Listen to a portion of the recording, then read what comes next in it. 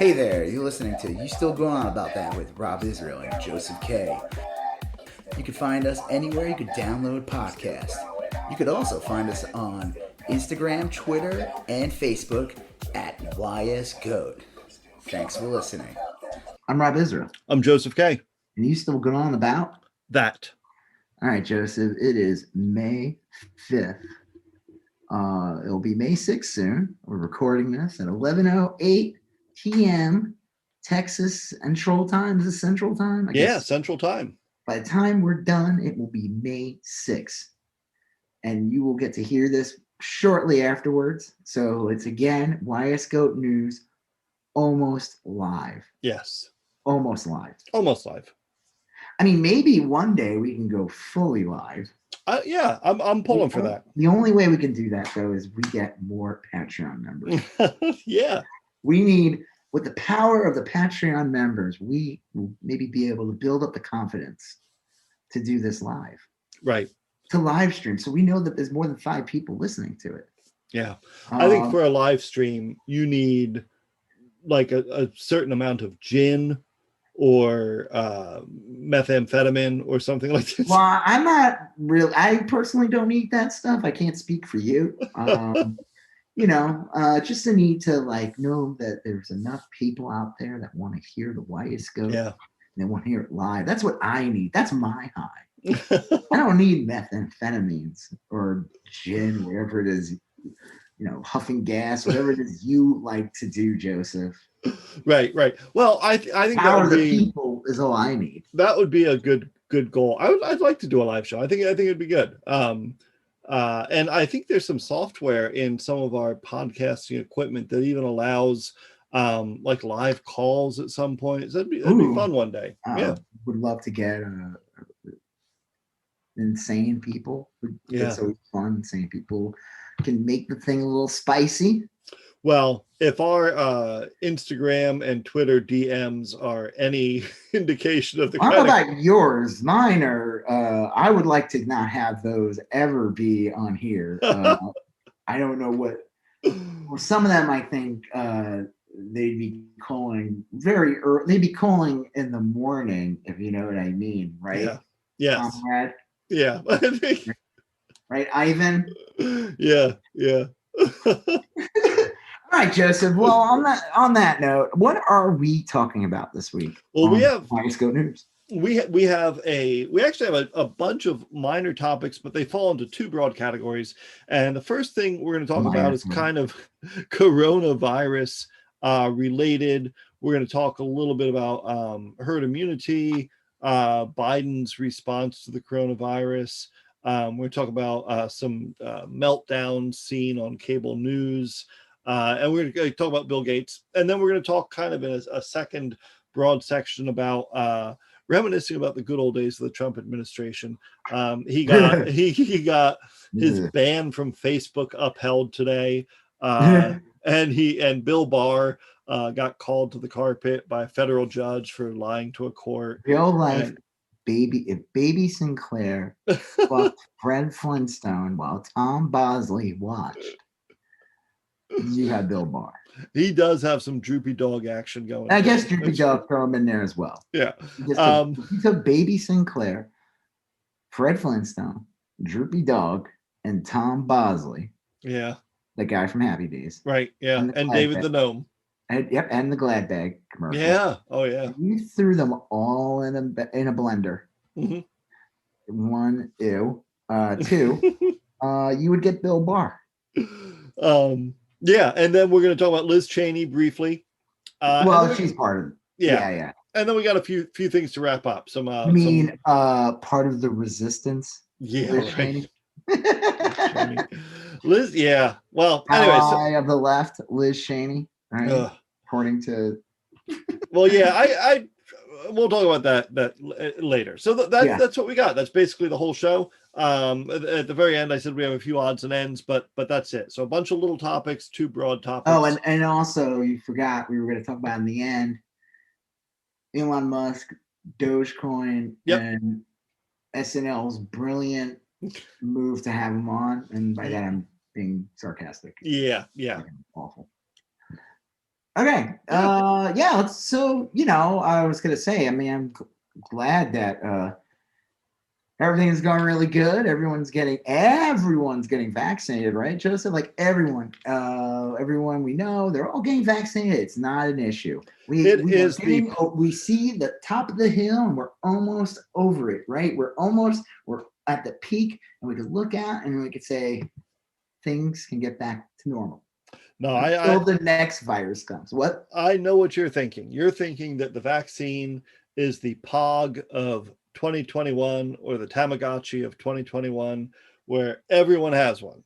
But that is sadly not the case. You should not throw away your mask yet. What?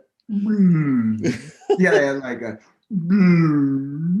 like a sad, right? Like the sad trombone. Yeah.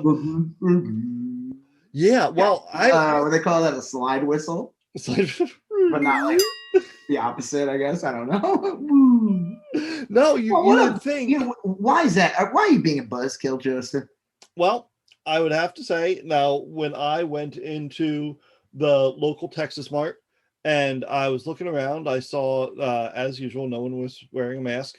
And I was like, certainly all these fine folk have been vaccinated, and that is why they're not wearing a mask.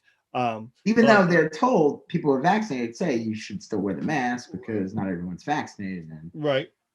But I had the sinking suspicion that was not the case.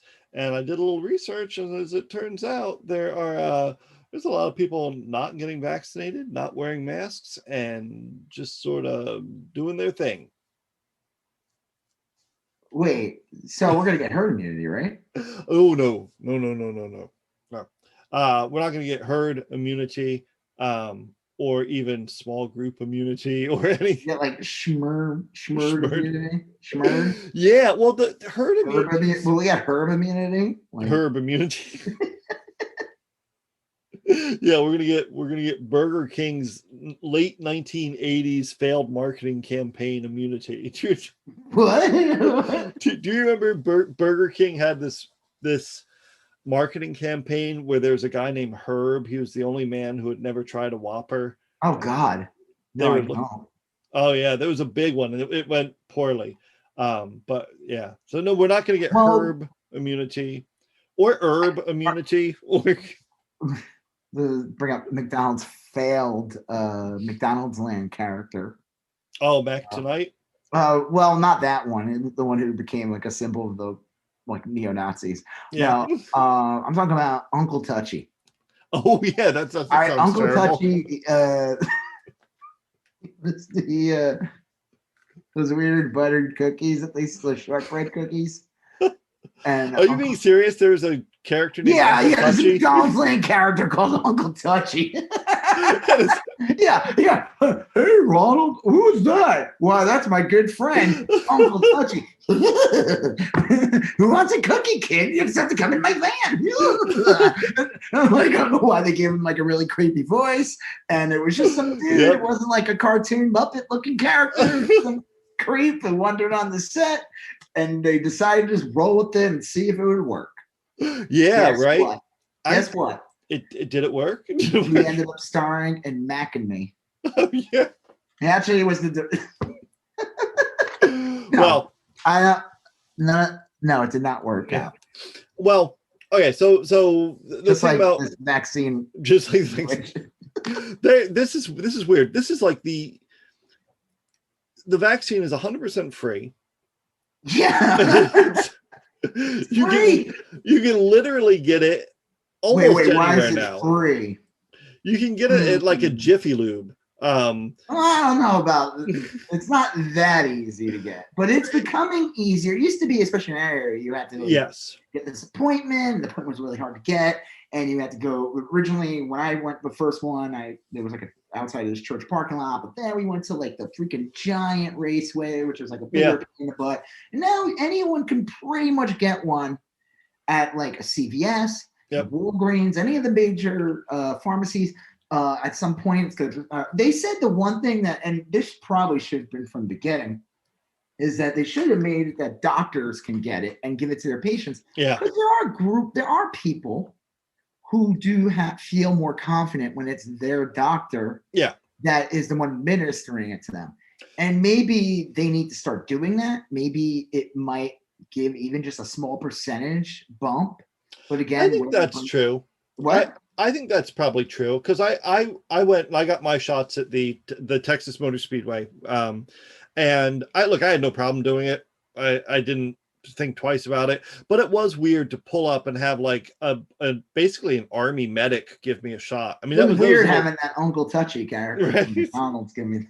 Now pull out your arm. And I don't think anyone else it was weird had to de-pants to get their shot. So I thought that was weird I too. thought that was weird too. It's like, dude, what's going on here? Right. And he went, no one will get my shortbread cookies. Yeah. And once a time afterwards, I was trying to check out at the self-scan. And when I ran my hand over the little red thing, my social security number appeared on the cash register, which I thought was also a little... Because of the vaccine, right? The chips, yeah. Yeah, the chips they put in. Yeah, the thing that they would do, they're like, hey, what do? We got this pandemic. You mean scam, Danny? Yeah. Oh. You mean scam, Danny? Let's do our Facebook. There was a lady on Facebook and she said it's a scam. It's a pandemic. I'm very smart. It's like, why? Okay, here's the thing. They don't need to put a chip in this thing. One, they can't anyway, or I don't know, whatever. Right. Do you have a smartphone, Joseph? I do. Do you think how many people do you think have smartphones now? I'll bet you it's I don't know, that's a good question. I'm gonna guess 70% of the people in the United States. Isn't that a number you need to get the herd immunity? Herd immunity? Not Herb, who I guess loves Whoppers or something. Isn't that like the number you need? Herd immunity? It's 20%? I don't know, but that would be a lot closer than where we're at right now. And it may be higher than 70%. No, it is. I think it is 70%, which is basically more than 2/3. Yeah. Yeah, I would say so. Because it's like 66% 2/3, basically. 70 is over that. I mean, anything over 70 would be better, but sure. I think it has to be, and I could be wrong. You guys can Google search. Here, I'm gonna look it up right now, real quick. Yeah, my magic phone. Obviously, the more the better, and I know that there's some weirdness with like disbursement. Like you can't have it so that like everyone in New York gets vaccinated and very few people in Rhode Island get vaccinated, because that won't work. You need like an even saturation of that 70% and stuff. Depending how contagious an infection is, usually 50 to 90% of the population need immunity before infection rates start to decline. Okay, well, I don't know where COVID exists in this. I would imagine it's over 70%. I think for such a deadly virus, especially one that can mutate. Yeah, they said it's pretty contagious too. And it's like, it drives me insane. It's like, this could have been stopped. This could have been, I don't think people understand that. Like, there's been years and years of this anti-vaxxer movement in this country. And I just didn't think it would be that.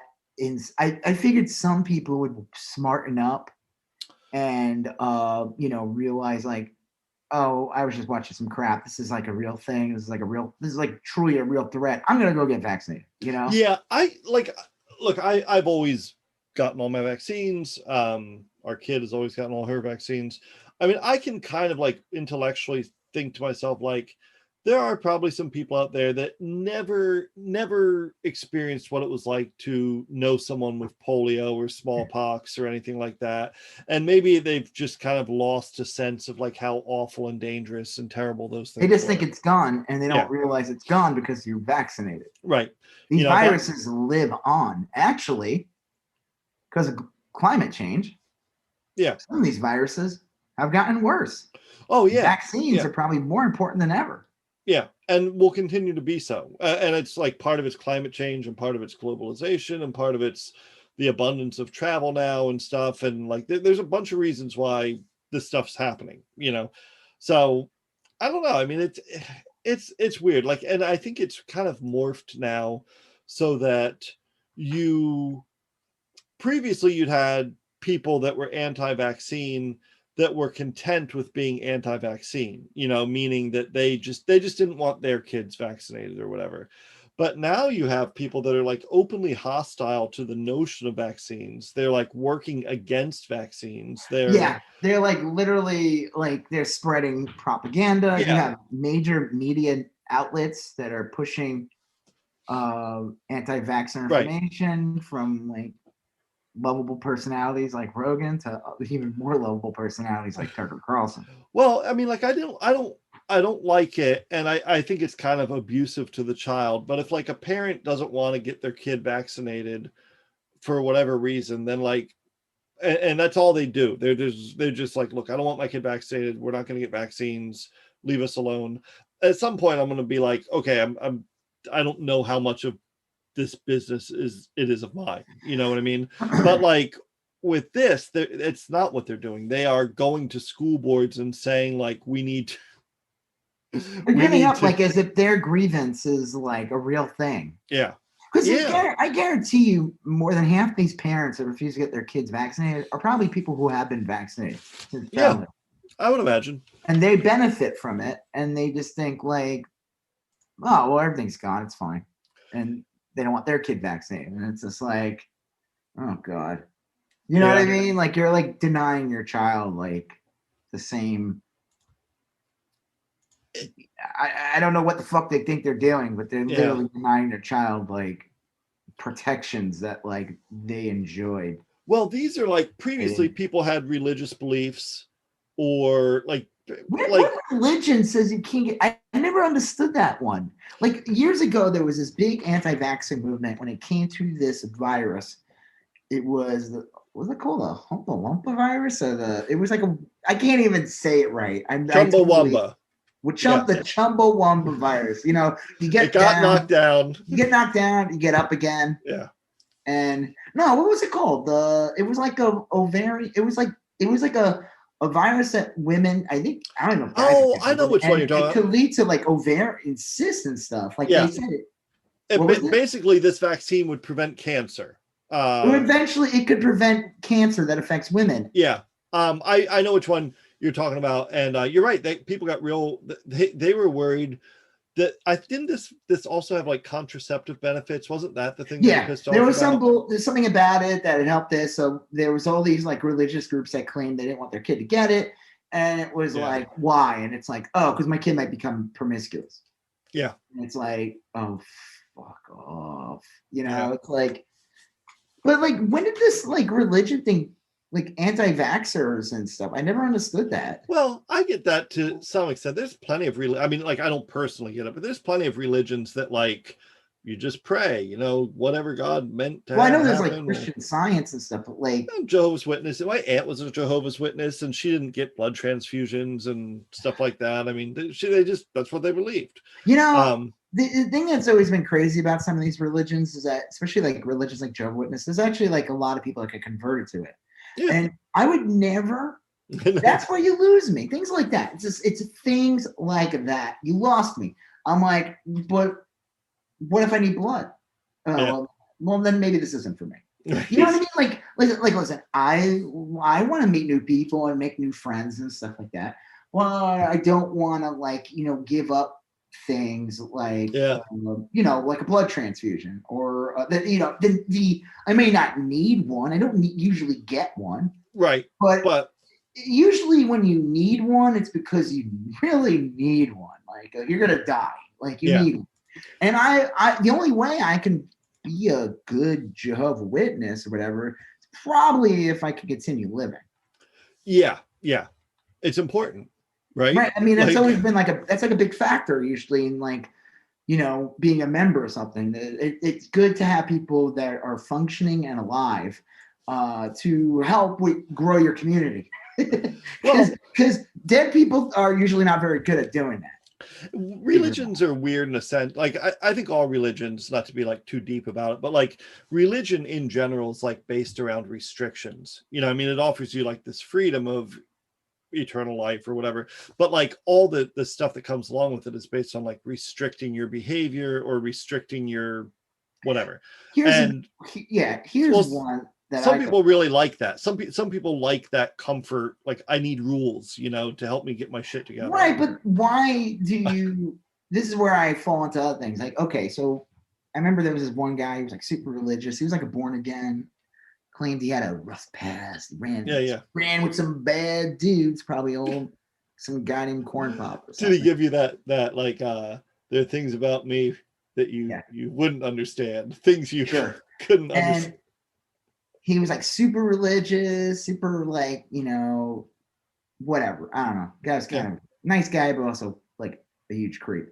But he said something about gay people, and I was like, well, wait. He's like, they're an abomination. I was like, all right, well, you lost me there. Yeah. And then I said something about like, he was talking about heaven or something, right? And which I'm like, okay. I'm like, well, is my dog gonna be there? No, there's no dogs in heaven. What? I'm like, wait, why? He's like, the animal, because that's like part of the thing. Like a lot of these religious groups and stuff, like actually validate like hunting and abusing animals, because animals don't have a soul. Right, I've heard that. God put them on the earth for us to, do what we want with them. That's how a lot of these religious groups. That is like not a joke. It's like a real thing. Oh yeah. I mean, and but I said to him, I'm like, well, I want my dog there. I think about it now. I don't know if I really want my dog there. Every time I did, I think about it now. I'm like, dog bit my face once. There was like, that might have been before my dog bit my face. And maybe after that, I was like, maybe that guy's right. But like, wait, why can't the dog be there? Yeah. Right. And he was like, no dogs in heaven. And then I'm like, I saw a documentary about that. Mm-hmm. All dogs go to heaven. Yeah. Starring Burt Reynolds and John Bell Louise. They got to heaven. So where the fuck? Yeah. Are you in a rival studio? Well, are you working on that is fucked up. Lover? Like, no, I mean, I'm kidding. Obviously, I'm kidding. But I'm not kidding about what he said about the thing with the dogs. I was like, I couldn't get my. I was like, I mean, I think this is all bullshit, so I don't even care. I'm kind of like patronizing him or whatever. And I mean, I was trying to be really nice about it. I wasn't a dick or anything. Yeah. It really was like, I just couldn't get over the thing with the dog. I was like, well, why can't the dog be there? Yeah. I don't know. When I was a kid, I went to church and I asked my pastor that, and I liked his answer. He said, like, well, heaven's perfect and you're going to be perfectly content in heaven. And if you need a dog there to make that happen, then you'll have a dog there. And I was said that? Yeah, that's basically, I mean, I'm paraphrasing, but that's what he said. He's like, look, heaven's Did he say that after he listed you? No. Then he said, now enjoy this herb immunity, and he passed the dude to the left hand. No, I'm just kidding. It was a regular mainstream. That's right. Yeah, hey kid, if you want your dog in heaven, man, it's cool. It was a regular mainstream church. I mean, it was like a middle of the road Protestant Christian church, and he was pretty sincere about it. He's like, yeah, if that's what it's going to take. Well, whatever religion this guy was, I don't know what church he was from. Church of Dick. Church of fucking bigots and no dogs in heaven. Well, I do think, though, like back to the original point, that religion used to be the reason people didn't get vaccinations and stuff. That's it's understandable in the broader sense that like people do all sorts of weird things in the name of religion. The difference now, though, is that it's like political, and it's I don't think I've ever really heard of own the libs by not achieving herd immunity. I mean, there's like MAGA chuds of all different religions, and even like atheist MAGA chuds. None of them want this. Those are the worst ones. None of them want this vaccine. I mean, I don't understand well, there's like assholes like Candace Owens and stuff, and they'll tweet things like, I'm not getting the vaccine, and I'm just like, why? Yeah. Like, I don't know. They need to like find a way to like fuck with these people in some like I know like, we have freedom of speech in this country. Yeah. But I don't know. I feel like what they say, like not freedom of consequences. Well, that's it. I mean, like, is there like some consequences that these, like, especially in like the right wing media circle that pushes anti-vaxxer rhetoric? Like, is there some like a way to, what consequences could that have? No, I'm not saying like, oh, they'll get COVID and die, because I don't know. I'm not saying that. Like, is there? Sadly, most of them will never experience any consequences. Like, you might have, it might be that like some other countries insist that you be vaccinated before you travel there, you know? And if like France or Greece or something says like, hey, if you want to visit our country, you have to be vaccinated. And then Tucker either has to get vaccinated. Tucker's vaccinated. Yeah, I'm sure he is too. But he has to either clearly admit to having been vaccinated, you know, if he's in Paris and you need the thing, or he has to not get there. But like, look, the average MAGA chud, they're never going to come up against a consequence other than eventually catching the coronavirus, you know, if they do. But what are they going to, what consequences are they going to get?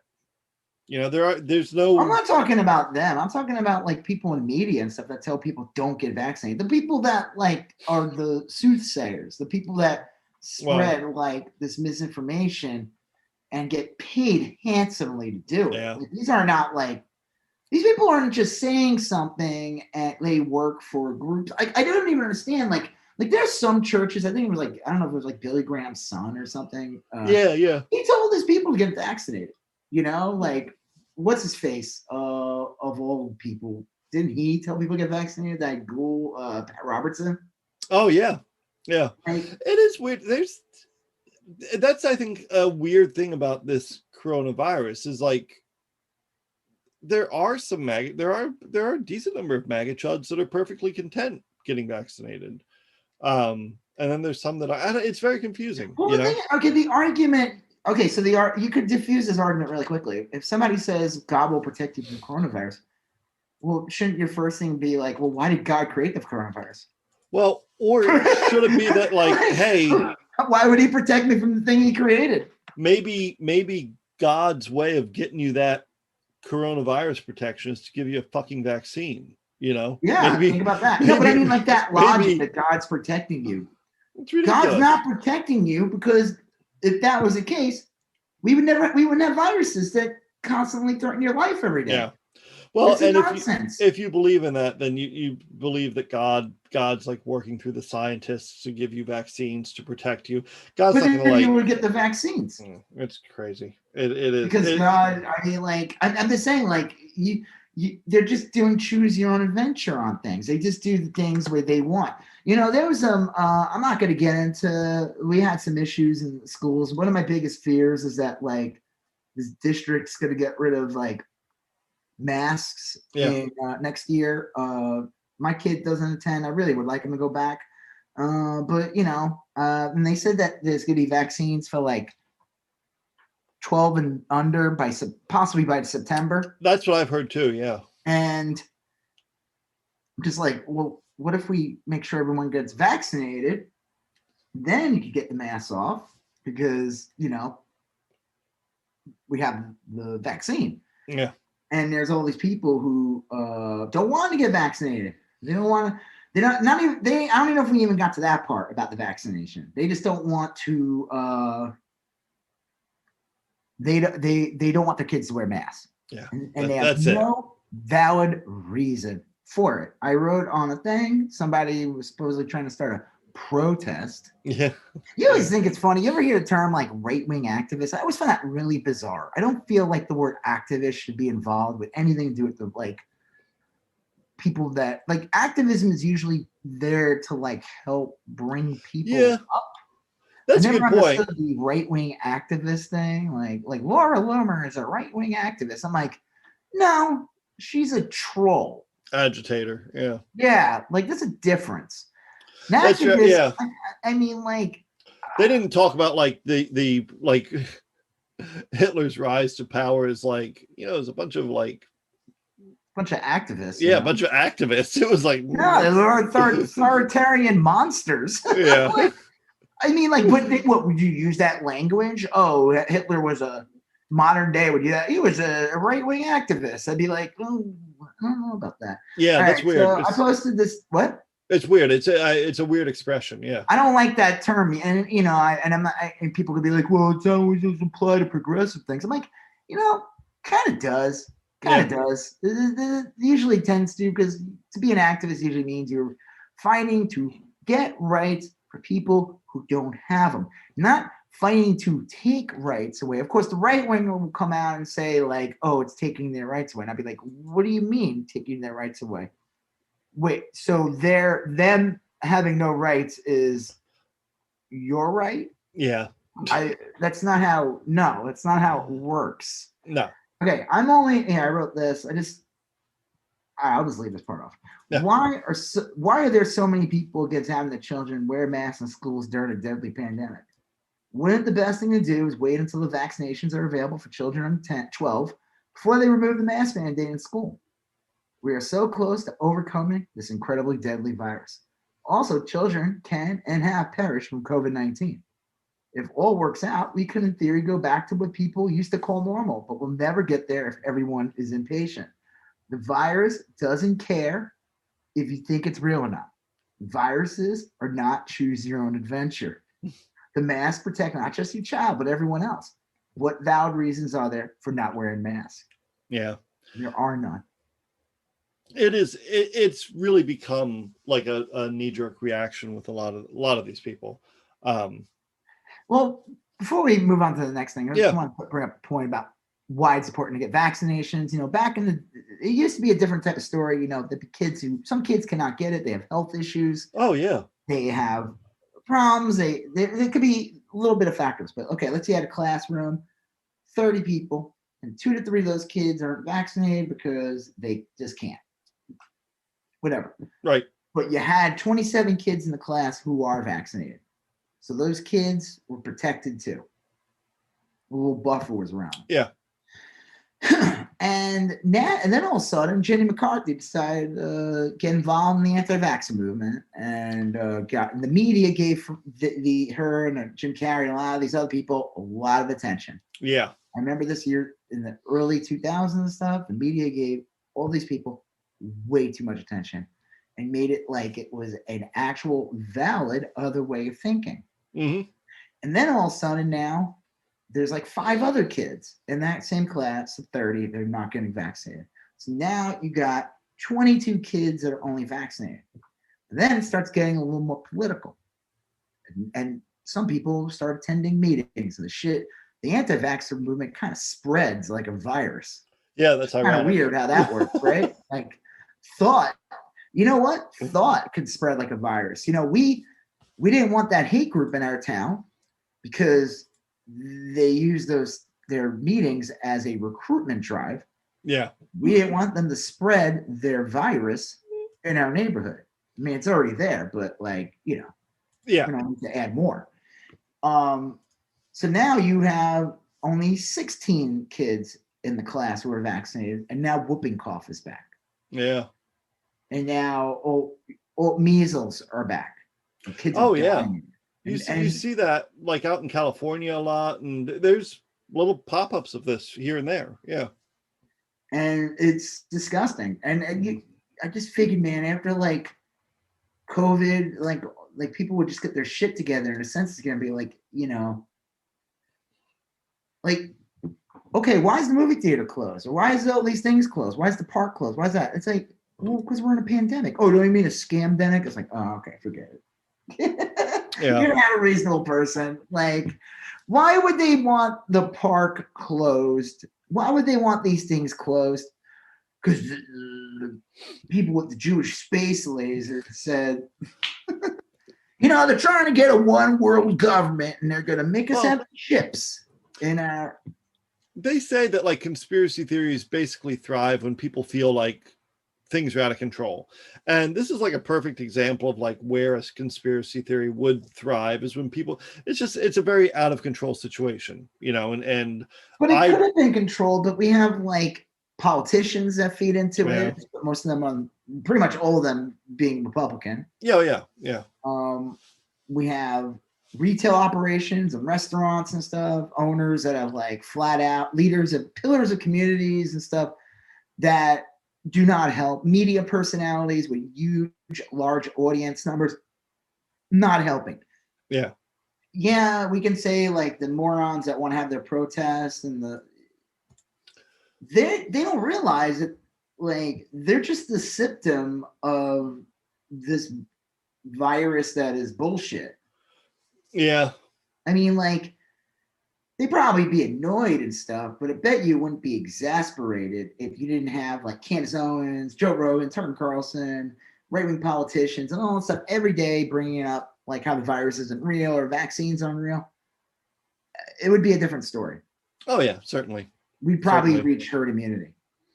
Well, I mean, we can kind of jump to this because this was in the mix here. We're talking about like Tucker Carlson in particular. You were talking about, and the people over on Fox and Friends, and a lot of them has just sort of like churned this up. They've really gone and made a cottage industry out of it. You know, that's become their bread and butter, is just like griping about the coronavirus restrictions.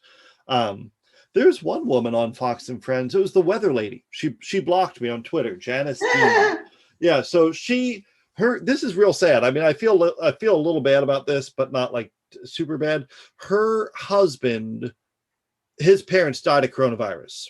They were in New York, and she is enraged with Governor Cuomo. And every day on her Twitter account, she posts how Governor Cuomo needs to be in prison because of his handling of the coronavirus and X, Y, and Z. Every fucking day she's on the Twitter talking about this. And I sympathize with her in the sense, her big gripe is that like she thinks Cuomo did something with the nursing homes that didn't work out well. But my point was like, the fuck if I'm going to listen to anyone from Fox and Friends chime in on the coronavirus. And she's only going after Cuomo because he's a Democrat. Yeah, I mean, come on. Right? And I'm like, if he's a Republican, she wouldn't say shit. Exactly. You spent the last year griping about Andrew Cuomo, and you have zero things to say about Trump ever. Yeah, or the other Republican governors that have proven to be worse than Cuomo. And I said that like 3 or 4 times on her Twitter feed. Like, I'm not listening to anyone from Fox and Friends chime in on coronavirus. She's specifically just going after Cuomo because he's a Democrat. Well, and also for him, what? And because of the personal link with her husband's parents. But she's using her ideology. She's lying. Yeah. She's using her ideology because it's like. But if he were a Republican, you're right. She wouldn't be. She'd be like, "Oh, that's what happens. Yeah, it's just those breaks. God's will." She wouldn't even. And it's a talking point because anytime you bring up anything about the Santa stuff, it's a right-wing talking point. I mean, a lot of other people use it, and I'm not defending Cuomo, but they use the old age home thing all the time. That's their version of like, what about Chicago?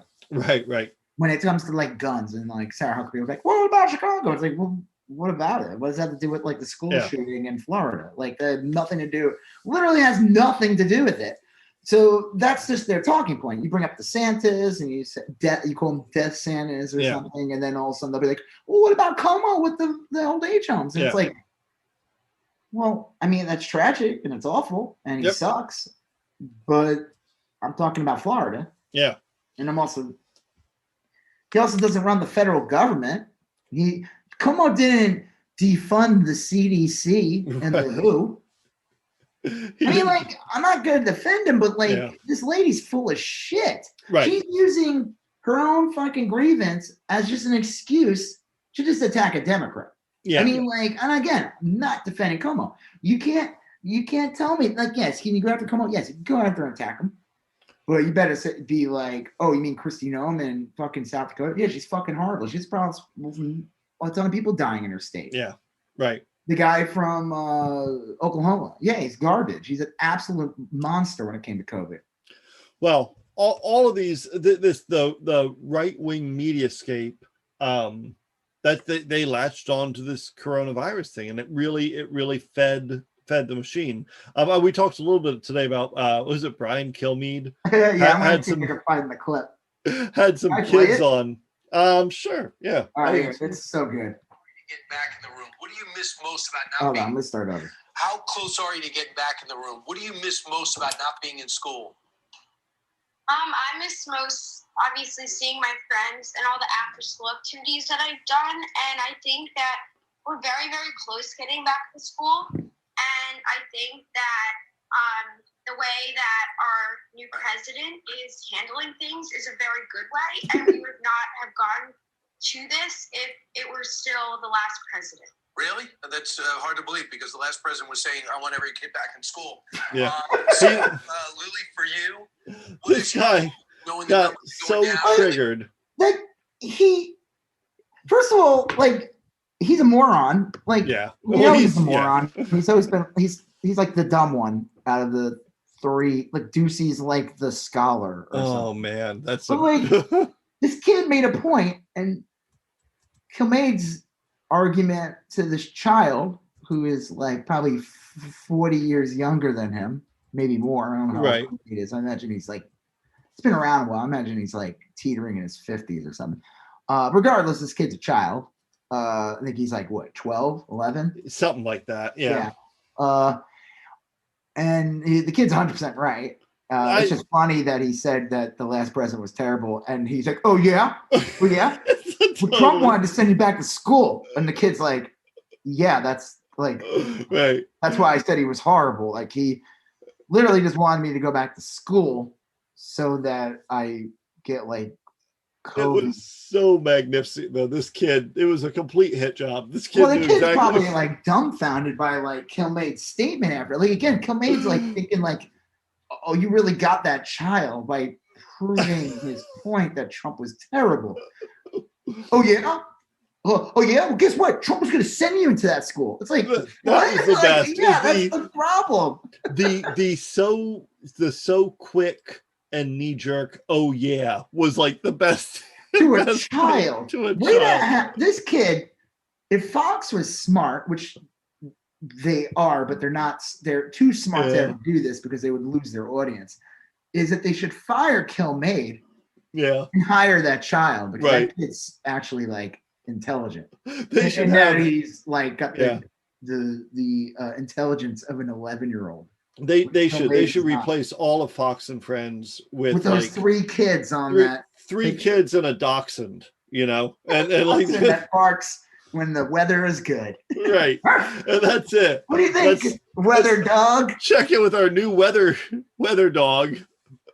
He doesn't blame one specific politician for everything when that.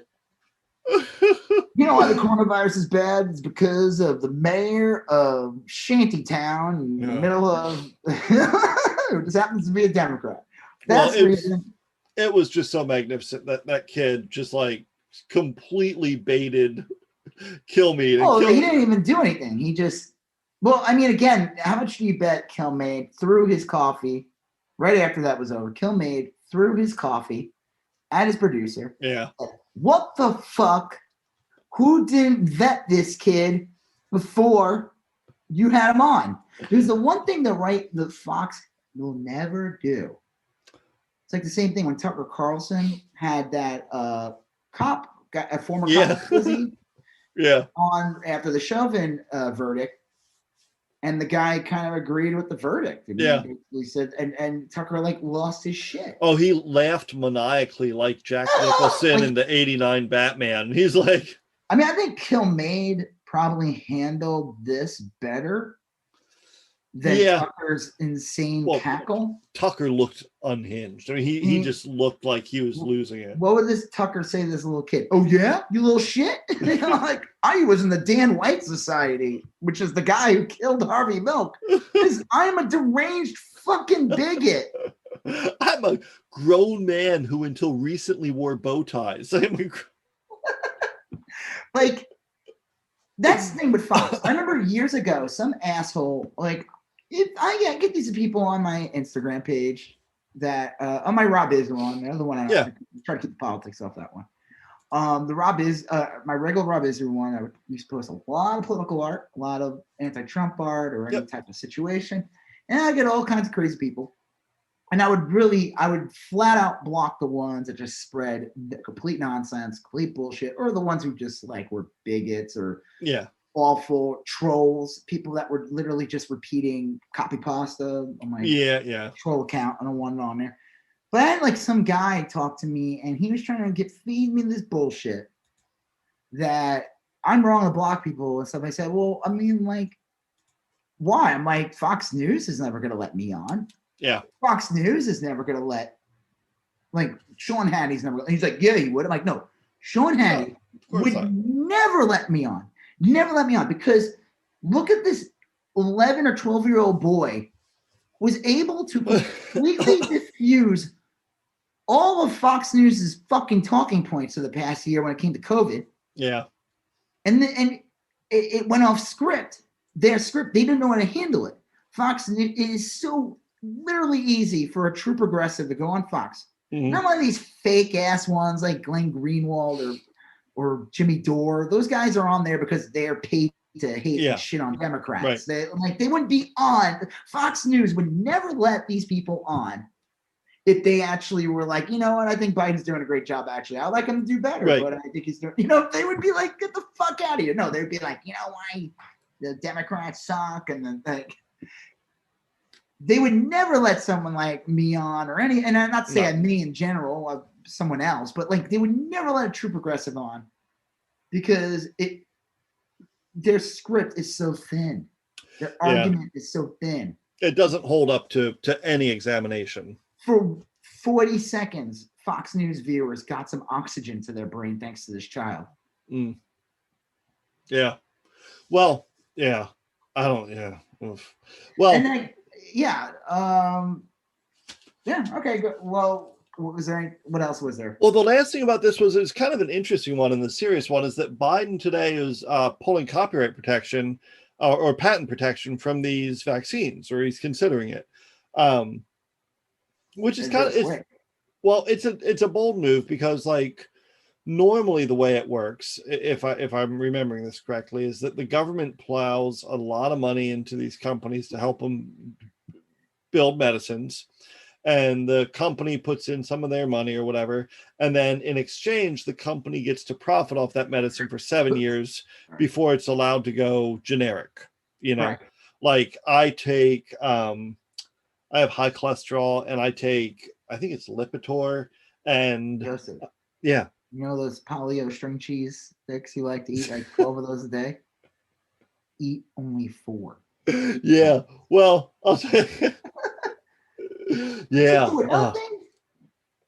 I'll tell you, I do need to cut back on my pizzeritos, which is and I think I've talked about them on the show before. You take a frozen pizza and you cook it slightly so it becomes pliable, and then you roll it into a burrito. Don't cook it too long because then it'll crack. Wrap it in twine, put it back in the oven, crisp it on up, and then eat it like a giant burrito. It is delicious. You need twine? No, you take the twine off, and the pizza has hardened into a cylinder type of. So it's like a pizza tube. Yeah, but you can like put toppings in it.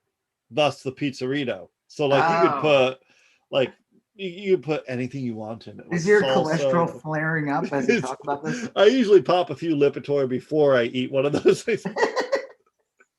Well, anyway, I used to have to pay like X amount of dollars per prescription. Then it went generic, and it was like basically free. And Biden is planning on doing that with these pills, and that's great. I mean, that's really good. Like it is weird. Like India can't get these medicines, and we have too many of them. Like we have more pills than we have all these jackasses that won't get the vaccine. Yeah. The problem is we need India has like, I don't know, billions of people that live there. Yeah. Probably a good idea if they got if like a large portion of the population got vaccinated. Well, that's the thing too, is that like, for a fact we aren't going to be able to have vaccine passports here, or vaccine dependent passports here. And so it's just as helpful to vaccinate people in India as it is to vaccinate people here. Any human willing to take a vaccine should be given one for free. And it's a great thing. They need to pump out as many as they can. And a kid getting vaccinated in the Congo or in Sri Lanka or in Nepal, all that's good for us. you know, because like they're not going to spread it around where they're from. Someone where they're from is eventually going to make his or her way to the U.S. I mean, like, literally how we got it to begin with. Yeah, that's just how it works. Anyway. I mean, this should have been done quicker. I heard like assholes like Bill Gates supposedly prevented like AstraZeneca or something. You had said that. It sounds logical to me, but I didn't hear that. Although I know it's just weird. You hear that, you're like, you know, Bill Gates supposed to be the vaccine guy and everything, talking about how important they are, but then it's like, oh, let me stand in the way of like. They say he's like a philanthropist, but I don't know. I mean, like, look. This is a guy who like literally was in Congress and stuff like that because of monopolies. Yeah. And here, look, the Queen of England recently became single. Okay. Ooh. Weeks later, Bill Gates gets divorced. Oh. Come on, do the math. I mean, this is a power play. Dude, come on. Yeah. Do the research. Dude, do the research. You know what? Stop paying attention to mainstream news. Yeah. You know, your CNN and your Hillary Clinton news. Yep. Fucking Clinton News Network. Open your fucking eyes and realize that Bill Gates is going to fucking. He's going to own England. He's literally going to own. He's going right after that sweet. The first clip he put solo on Twitter was him singing along, lip syncing to Royals by Lorde. And it's, you know, it's just a real eerie thing. Yeah. Well, it is anyway. So Queen of England. It is weird in a lot of ways. You cannot, like, even the most optimistic projections fell short of what Biden actually did. Biden beat every projection possible. He said we're going to get 1 million shots in the arm, and he's like, next thing you know, he's working on his 2nd million. And I mean, he really knocked it out of the park. Not him personally. He just like hired the right people and got out of their way. Yeah, he didn't have Jared Kushner run it or right. fucking Mike Pence. Yes. He had real serious people and real serious organizations and opened up. What did he do? He opened up like the emergency or whatever they call it. He got out a checkbook and he said, you know, what do we need? How do we do it? You know, he let the right people do their job.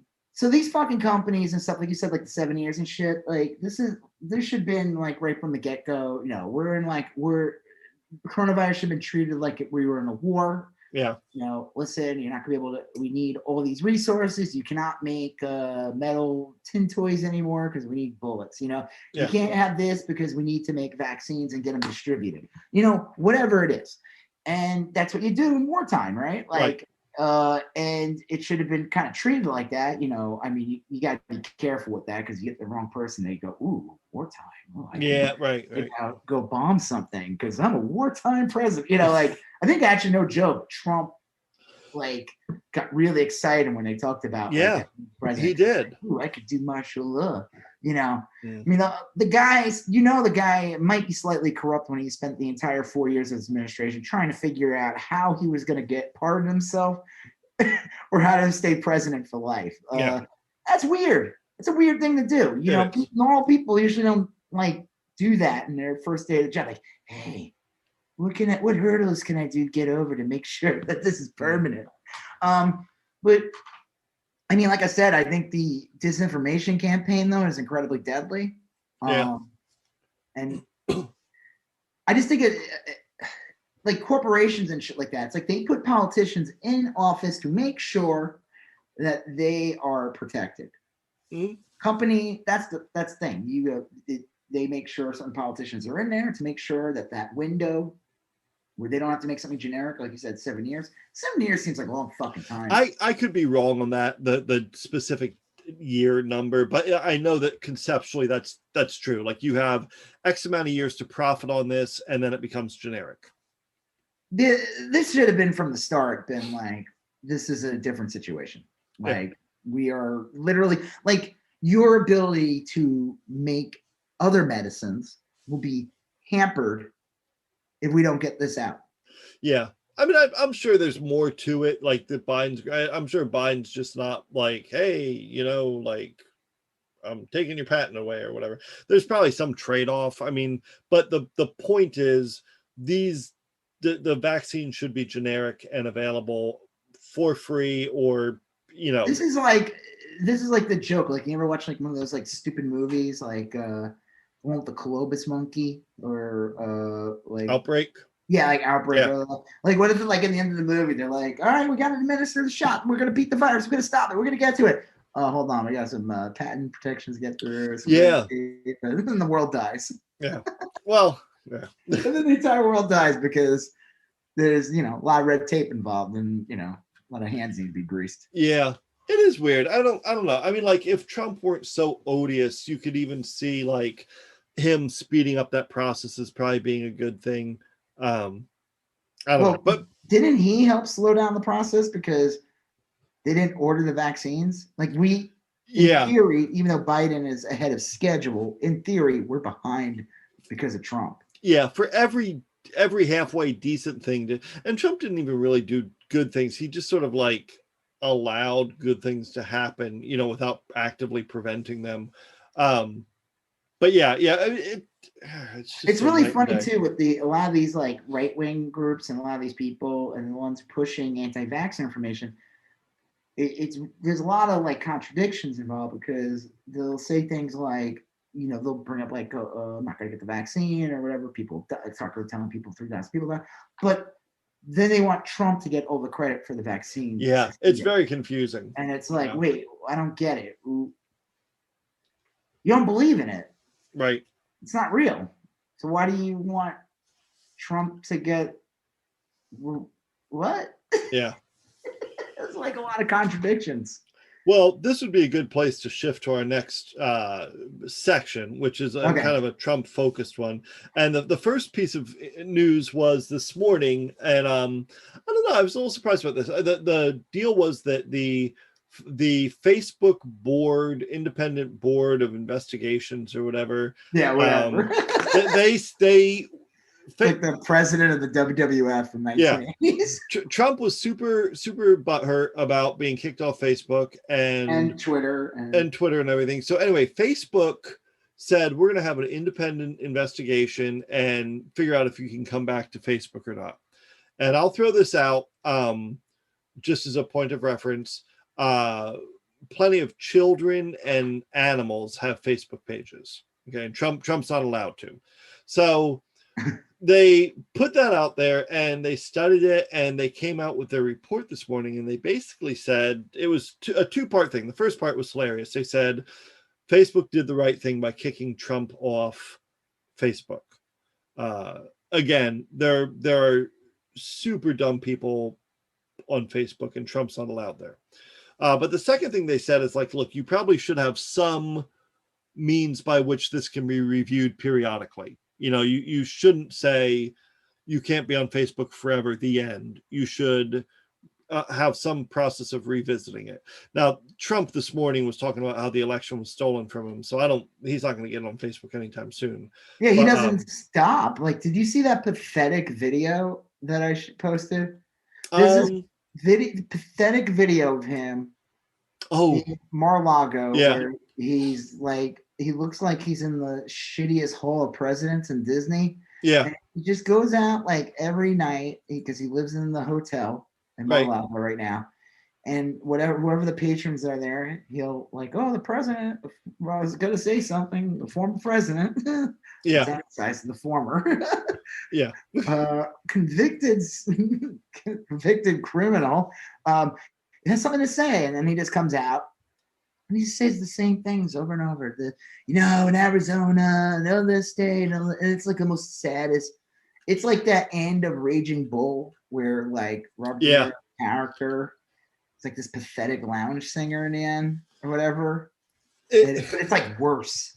It is. It's like Al Bundy reliving the Polk High School football game or whatever. Here's the thing about Al Bundy. He did win, yeah. Those 4 touchdowns. True. So you can't take that away from him. Give the man, he earned it. Now, Trump didn't earn any of that shit. Yeah. And whatever. Facebook, what is it? Twitter, he has a lifetime ban, right? Twitter's not fucking around. They're just like, no, you're done. And they're pretty good about banning, like after Trump started his blog. Yeah, that's right. He started a social media page today, which is just a blog. Yeah. And he made it so that it's well, you can share his blog post directly to Twitter. He has a button so that you can just hit the button and he repost. So he's like trying to get around the Twitter ban. But I'll tell you, I reported one that just reposted a Trump blog, and I reported it, and it was the account was suspended within like 30 minutes. I'm sure you weren't the only one that reported it. Yeah, no, it wasn't just me, but I'm just saying, I'll keep that in mind if I see it. Yeah, I'll definitely report it.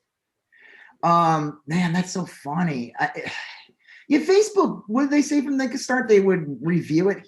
I'm afraid they're going to put them back on. Well, I think they're kind of in Facebook a corner to do that, because like they basically said we're not doing it because of the violence. Now, I suppose they could argue, like, let's say a year passes and there haven't been any more Capitol riots or stuff like that. They could say, like, look, he's just some cranky crackpot, you know. He plans on running in 2024. Right. Yeah. Well, supposedly. From what I understand, Trump's team really, really wanted to get back on Facebook. This is a big deal to them. And they had a ton of people working on their that's how he became kind of won. It's because of Facebook. Well, they're saying, yes, that is 100% true, but they're saying that Trump needs to be on Facebook for fundraising. Well, that's the same thing with Twitter and all that stuff. He needs all that exposure. Yep. It's huge money-making operations. Yeah. So he was counting on that, and they thought they had a pretty good shot at getting back on Facebook. So and I always like when these like right-wing guys and stuff like that, they'll make these claims and say that like, oh, you're cutting out his freedom of speech. And I'm like, no, that's bullshit. It's like the same thing. I would say the same arguments with fucking Alex Jones. The way to argue this against these morons is to cut it right to what it is. This isn't a freedom of speech issue. No. This is a marketing issue. You want to be able to get your word out, which exposes your brand, so that A, you could sell your product, B, get your fundraiser. Yeah. Just get your name out there so that you'll get retweeted, reposted, shared. And those people that share that information will lead to someone else buying their product, donating to them. And I wish they were counted more than that. Anytime I see it right when they're trying to put freedom of speech, I would be like, no, that is not it. Trump is removed because, one, he's a fucking menace. That's one thing. And two, he's a lying piece of shit, and he's responsible for the right. So no, and he should not be allowed to use those platforms as a way to fundraise. Well, and it's a terms of service issue. You know, I can't go into a Cracker Barrel and start screaming something at the top of my lungs at the register. You know, they can kick me out for that. You know, they can. I always love when these people like they get all pissed, and it's like, no, this is a private enterprise. You tend to support the politicians that are all about that, but like, you know, that's kind of like how it works, right? This is America, free country. I can dictate. This is my store. This is my retail operation. Yeah. You have no right to. I can kick you out. The First Amendment just says what the government can't do. The government can't prevent you from saying something. You know, they always want to like. Twitter should be treated like a public good. Get the fuck out of here. No, it shouldn't. Yeah. No, it shouldn't. Should not be no. Sorry, go in the park and fucking scream. You don't have to use Twitter. You don't. You don't. You can live your life without it. You can live your life without any of those social media. Yeah. But guess what? If you're running for president or you have a business, you need them because it's a money. It's the same thing with like Alex Jones. Alex Jones got removed, and then we see all these people like, this is a freedom of speech issue. When eventually I'll get to you. Bullshit. That's not it. Alex Jones was profiting off the death of lying about kids being murdered, lying about and getting the parents whose kids were murdered lives threatened. He did that, and at the same time got very rich off of it, and he sold a lot of boner pills, food buckets, snake oil. That's really what his show is. His show is really just an infomercial. It is. To sell garbage. Yeah. And it's not, when these platforms got rid of him, well, one, you could also look at this too. If you run a company and here's the thing, they make money off of you in some way. They make, like when we post this podcast on Spotify or Apple and all that stuff, they're making money from us somehow. Yeah. We won't know. We're not getting paid shit because we're, I don't know, giving away the cow, without the milk or something. Right. But you can help that out with our Patreon. Yeah. But wouldn't they also be liable in some way too by keeping someone like Alex Jones on or keeping someone like Trump on? At some point, they could be held liable. Well, they are making money from it also. I don't know if that's true because I think that's that section that Trump wanted repealed. That basically said, because currently a publishing company is responsible for what they publish, but Twitter is saying they're not a publishing company. And I get that. And just from a practical standpoint, like you can't, if that were the case, then what would happen is you'd have to compose a tweet, submit it, and have to go through a review. And then eventually it'd wind up. That's not the point of Twitter. So I get kind of what they're saying. I don't know. I do know that it's hilarious Trump can't get on Facebook. It's like you said, it really comes down. It's like two things. It's one, he can't dominate the conversation anymore. He barely exists. He's like a joke. And the other thing is, like you said, he can't fundraise. Yeah. He could not do what he did. And he probably won't be able to ever do what he did. Yeah. He has to rely on people showing up at his dopey little blog that he's calling a social media. I don't, that's a really loose definition of social media. What, is it have like a comment section or something? I went on it. Now I don't recommend going on it because whenever anybody goes on it, your identity the minute you go on there. No, but it climbs up in the Google rankings and it becomes like it's helpful to Trump the more people that visit it. Oh, of course. But it's not a good website. It's just these kind of like GeoCities. Yeah, it has a real GeoCities feel to it. Are you serious? I want to go on it. Can you send me a screenshot? I will look it up at some point. Is it like a big circle and he's like looks like he's writing in a notebook or something? I think. Well, the whole thing of like I think it's called like from the desk of Donald J. Trump. I think it's the name of the website. The notion that he's like sitting at a desk, scribing away. Like him, and he's like hard at work, and there literally was nothing on his desk. Yeah, right. Except a button that like brings him Diet Coke. I'm really hard at work right now. Yeah. So hard at work, working 9 to 5. It's just all of his shit is like you said earlier. It's all the same. It's the same over and over again. But they should never let him on again. No. Because of that, like what you said, it is a way for them to make money. Yep. And you said it too. They broke the terms and services. Yeah, that's it. Like I get.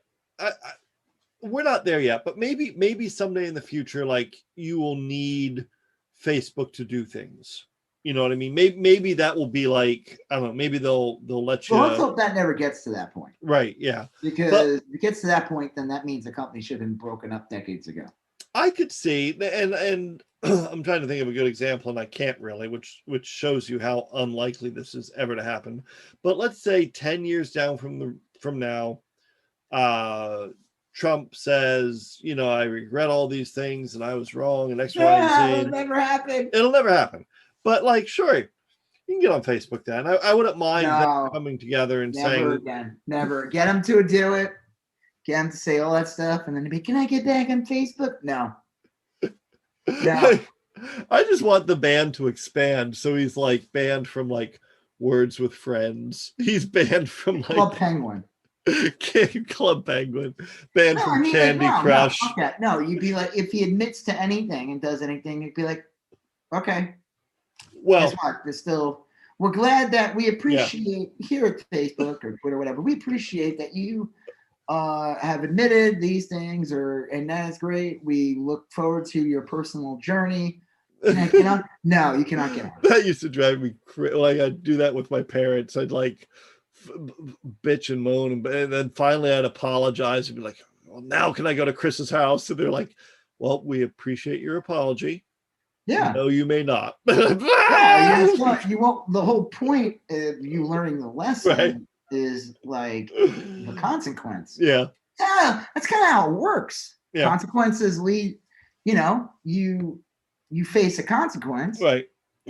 Maybe you'll learn, or you might find a way to get out of it or whatever, but you still, like, we're not going to just give it to you so easily. It's like thing with like Matt Gaetz, probably thinks he's never going to go to jail, probably never face a consequence in his life. So right. He's like a kind of guy that probably right now still thinks like he's never going to go to jail over fucking kids.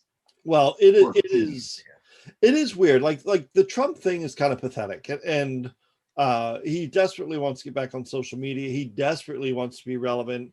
He's not. None of his. I think personally, I think Facebook should be broken up anyway. You know what I heard? Okay, you use Facebook and Instagram, right? Oh yeah. You know what they did? That's kind of sneaky. Oh. They've been trying to integrate their messaging apps so that you. Yeah. They've been trying to get me to do it, and I really don't want to do it. More other people accidentally got me to do it just because I clicked yes on there. Well, I haven't integrated mine yet. I don't want to. I don't like Facebook Messenger. I like how the DMs work on Instagram. So they said that what they're trying to do, it's almost like they're doing it on purpose, getting ahead of like, oh, well, it's a lot more complicated to break up this company now. We're kind of like an integrated web. We're integrated platforms. Because it's like the messaging service is now pretty much one and the same. They're like, hey, well, I think that it's also like WhatsApp is part of it too now. Yeah. So like all the DMs, Messenger, and all that. Like, hey, you want to, make it easy and just do it all? No, I don't. I don't want to do it all. Like, I hate Facebook Messenger. It's horrible. It's like I don't understand how the Instagram one's so smooth, but like, no, don't ruin the Instagram one by integrating your shitty Facebook one. But that's actually a sneaky way for them to kind of keep it like as one thing. So if like they ever try to break it up or anything, I'll be like, oh, it's good. It'd be really tough. Well, I don't know. I mean, I have a lot of feelings about Facebook, good, bad, and indifferent. I've come to peace with how I use it.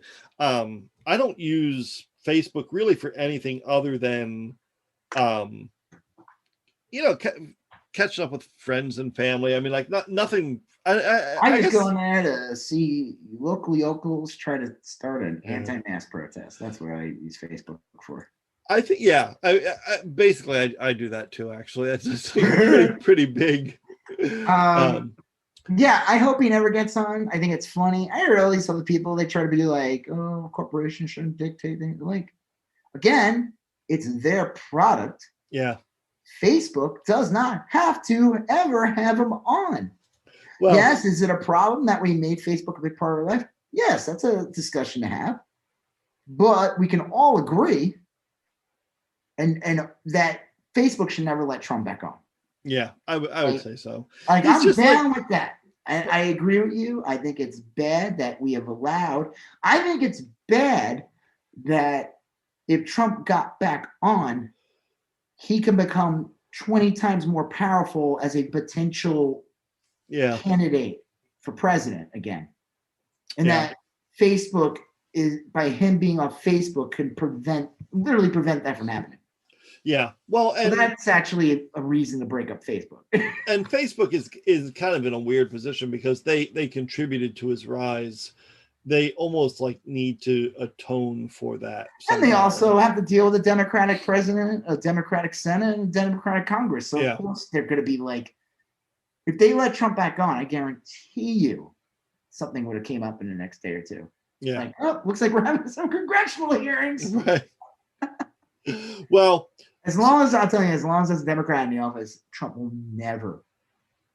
And it has nothing to do with because it's a Democrat, and I keep it quiet. It's because Facebook, as a business, wants to cater to the people in charge. Yeah, people in charge.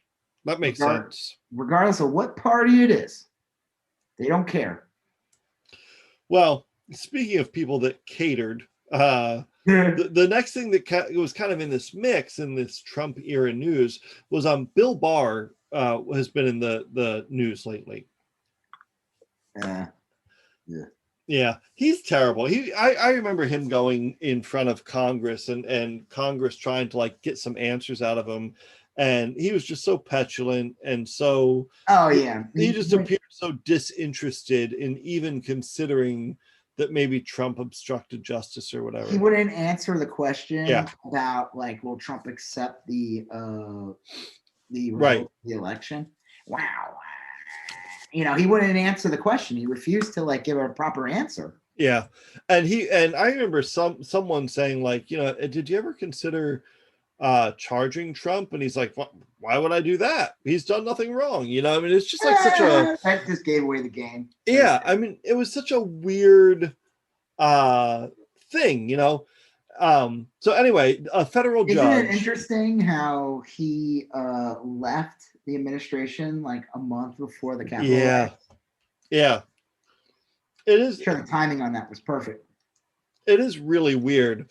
But Monday night, a federal judge, I'm reading from the New York Times tweet, a federal judge accused the Justice Department under William Barr of misleading her and Congress about what advice he had received as to whether or not Donald Trump should have been charged with obstructing the Russia investigation. And this kind of stems from like when Bill Barr went before Congress, like 20 minutes after he got the Mueller report, and said, I've read everything and there's nothing to charge. No, and Donald Trump immediately is like, I've been exonerated. Yeah. And the judge said that Bill Barr lied.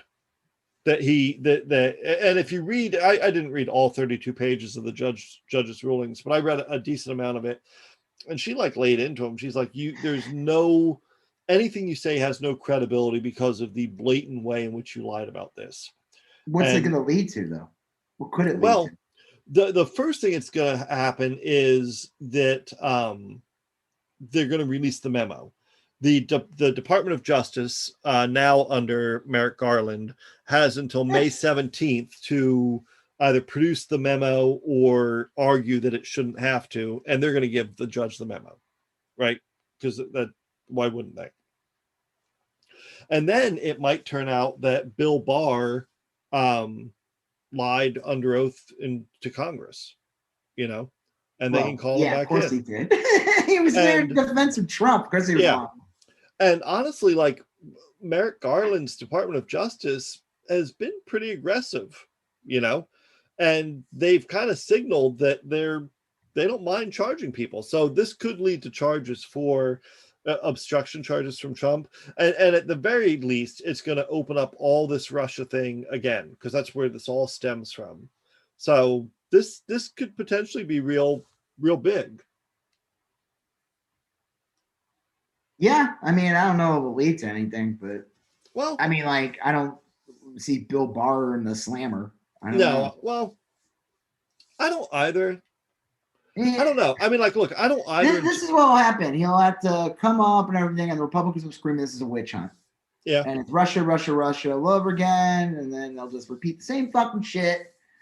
They don't fucking ever that's the thing. Like, if the Republicans are smart, they would kind of clean up their own mess by getting rid of some people. You know what I mean? Like, you get rid of guys like Matt Gaetz. You get rid of certain toxic parts so that you could continue on your bullshit. But they don't do that anymore. Now they like elevate their toxic parts, making them even worse. So I don't know what will come out of it. It's interesting. I think it could lead, maybe it'll lead to some other people getting arrested or. Well, Mitch McConnell again came out today and said he is 100% focused on preventing the Biden administration from getting anything done. Yeah, that's his only goal in life. But Joe Biden has learned a lot of things. And I think the biggest thing he learned is that the Republicans will pretend to negotiate in an effort to run out the clock. And they'll never actually negotiate. No, they have no intention. He learned that. It is not in their interest for Biden to succeed. Yeah. Now, people would say, like when Trump was president, that Pelosi, we're not working with him to make them not succeed. That's bullshit. They worked with him on a lot of things. Yes. If they actually didn't want anything to succeed, they wouldn't have helped out with the first stimulus. Right. The only reason why you got that first stimulus was because we had a Democratic Congress. The Democratic Congress handed it to him. Yeah. Yeah. If it was up to Mitch McConnell and Trump, you wouldn't have gotten shit. Right. I don't think people realize that. Well, it's possible that stuff comes to this because, like, if Biden's learned that lesson and Merrick Garland has learned that lesson clearly, then they should know that the only way forward is to play hardball. It shouldn't be being a fucking criminal should not be a partisan politic. Like, no, you know what I mean? Like, you don't get to be a criminal because you're a Republican, and right? It's just part of the ideologies. I'm a criminal. No, well, that's not how it works. But it is weird because, like, and this is kind of a weird transition. The Matt Gaetz defense, fucking high school kids, part of my ideology.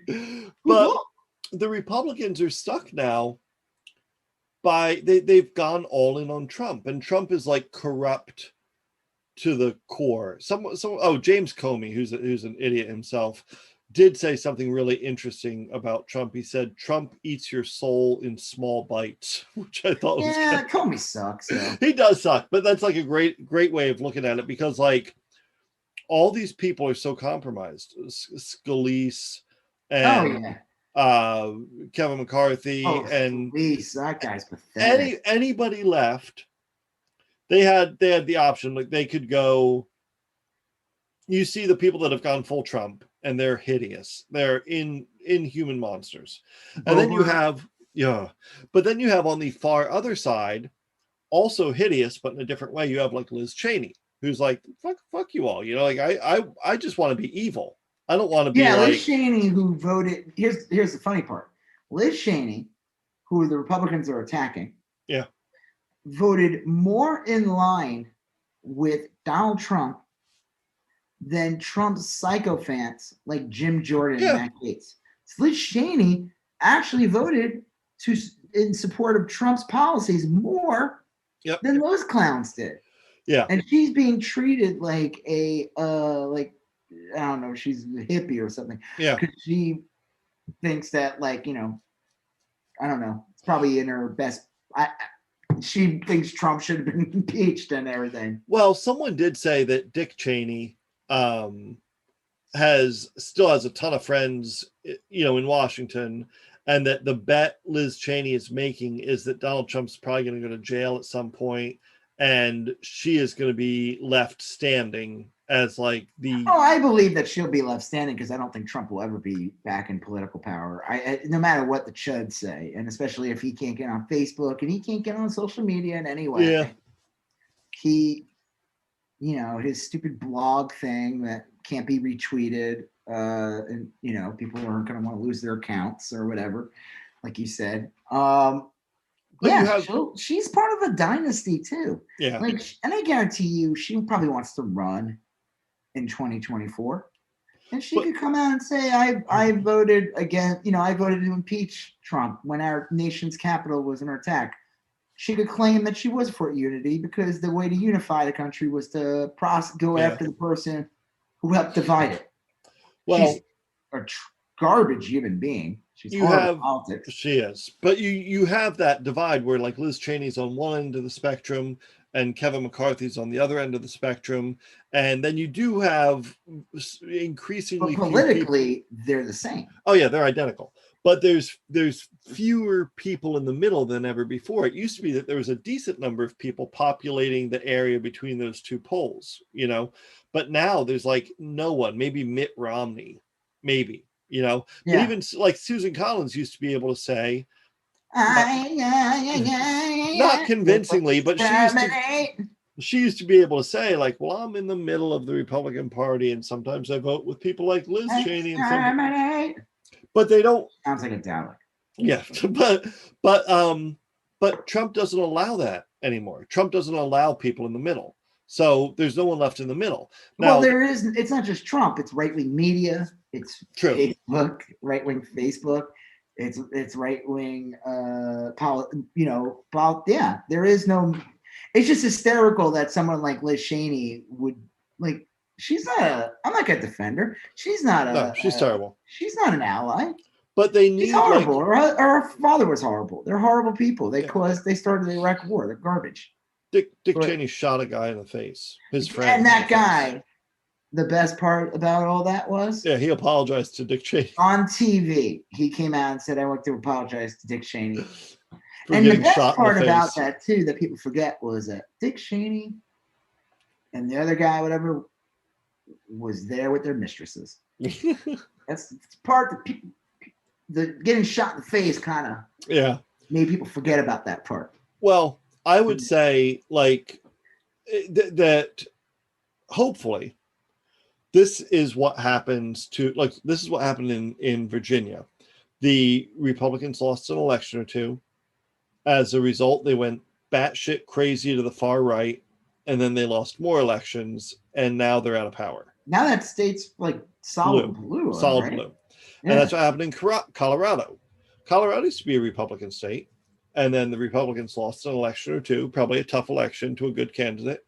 And as a result, they went further batshit crazy to the right, and then they lost more elections, and now Colorado's pretty reliably blue. They're saying that's probably what's going to happen in Arizona, maybe Georgia, so. Yeah, I think we're.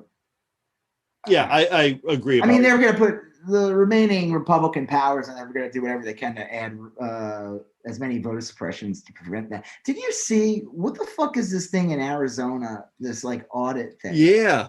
What the fuck is that? It was there's a election conspiracy theorist in Florida who made an auditing company that has no experience in auditing whatsoever. Seems legit, right there. And the Arizona Republican Party gave them all the ballots to look at.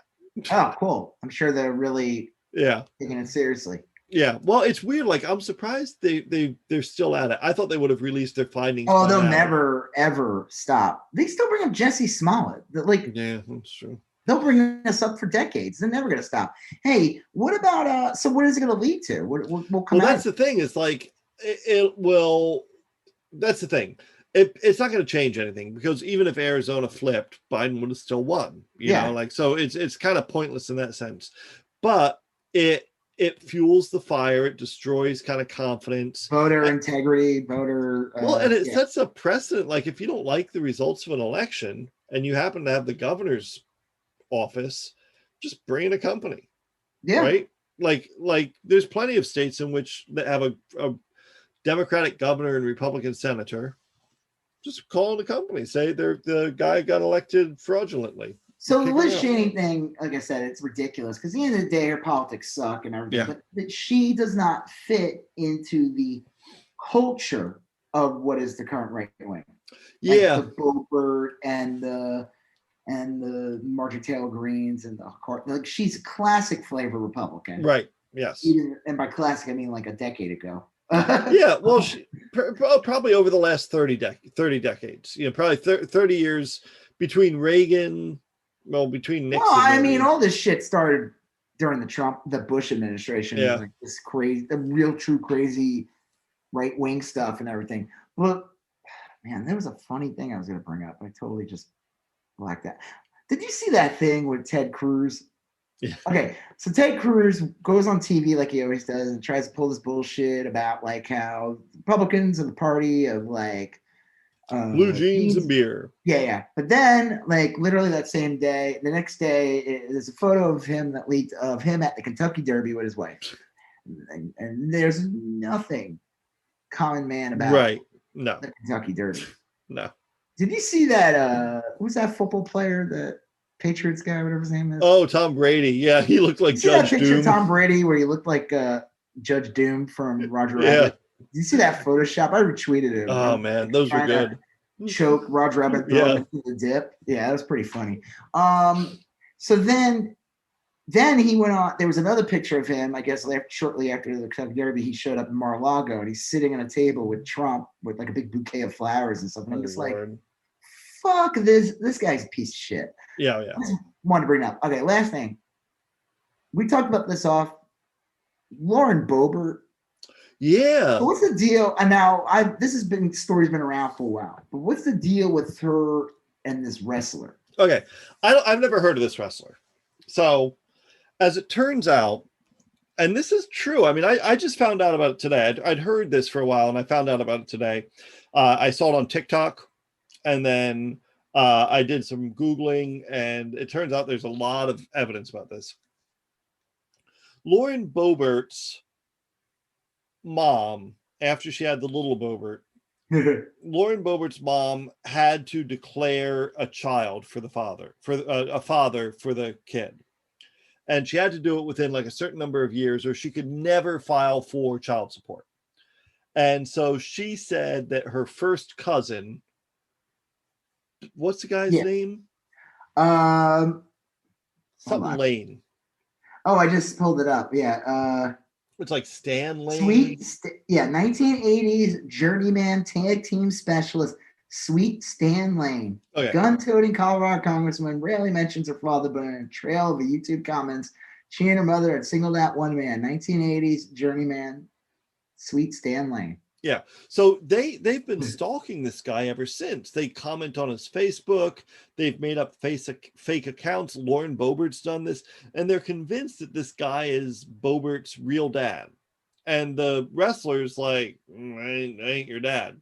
Wallace Stanfield, Stan Lane is American retired professional wrestler and color commentary. He's best known for his appearance with Continental Wrestling Association, Jim Crockett Productions. God. That's like pre-WWF. Yeah. Because wrestling was actually 50 different markets or something crazy. And yeah, it was like regional. WWF came along and just fucking crushed them all. Just it used to be great for wrestlers because they could just jump on to different, it could be bad, but for the really big ones, it can be oh, I'll get paid by this other promotion. And yeah. Okay, so what's the deal? So Boebert and her mom are harassing this guy? Yeah, for a long time, saying that he's the father. Our mom once or something? Yeah. And I don't know if there's any I didn't go far enough down the rabbit hole to figure out if this is whatever or not. But this Boebert's a fucking lunatic. I don't know. I was thinking wait, what's the deal though? They said that she could be an incest baby? Yeah, because that would be the mom having sex with her first cousin and producing the Boebert. So if Stan Lane is not her dad, right, then she's actually, her father is actually the cousin that the mom had sex with. I guess, yeah. Well, I thought about this. I'm gonna go with the cousin. It makes a lot of sense. She looks like, no offense, right. I'm not going to judge her appearance or anything like that.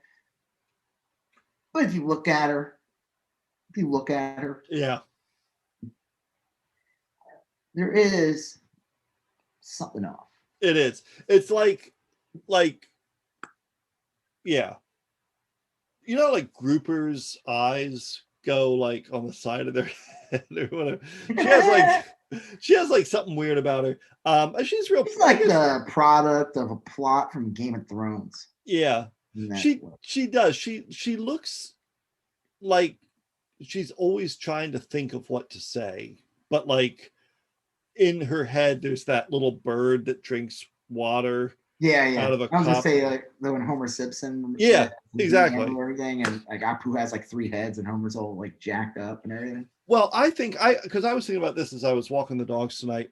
I know that basically Josh Hawley and Ted Cruz and Greg Abbott and all these people, they funded these candidates, the Boeberts and the Greens. Oh yeah. They yeah. But Boebert and Marjorie Taylor Greene are fundamentally different in one way.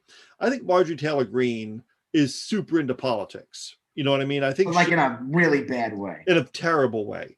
I think she is the person that goes to every school board meeting, even though her kids aren't in school anymore, and bitches about what other kids should learn. You know, right. And I think she's a true believer. I as much as I really dislike Marjorie Taylor Greene, and as much as she's just a shit person and awful, I can't say that she hasn't done the work in the sense of like she has some passion. Yeah, but Bober, horrendous ideology. Yeah, Bober is a shiftless ne'er-do-well who had a failing restaurant that like let girls in hot pants wear sidearms as they served reheated microwaved buffalo wings or whatever. And someone drove by and said, like, she's kind of cute. I'll bet you we could run her and win this district. I mean, she's like, what was that statement from the Coolest? So like the girl was a Monet. Oh yeah. The closer you get, the more pixelated she becomes. I mean, from a distance, put her, out there, and they'll get some chuds to vote for her. Right, but like Lauren Boebert has no clue. I mean, the closest she ever came to politics was when she was in court trying to defend her husband against indecent exposure, and when she was like trying to fight off loose dog violations and shit. She's a joke. She's a joke. She's a trash politician. I mean, Marjorie Taylor Greene's a joke too. I almost think it's I mean, I guess but they're different too. I would say Marjorie Taylor Greene is more serious. And we're talking just like there's only two politicians in the world, right? Marjorie Taylor Greene and Laura Boebert, and you could only choose. Yes, Marjorie Taylor Greene seems like somebody who actually gives a shit, while Lauren Boebert, whatever fucking name is literally there to suck oxygen and to she serves no purpose. Right. Yeah. So they're both, and I guess maybe Marjorie Taylor Greene is more dangerous because I think they're both incredibly dangerous. Yeah. I think they're dangerous in different ways. I just think they're different. I think they're both terrible but different. But that's what the Republican Party is now.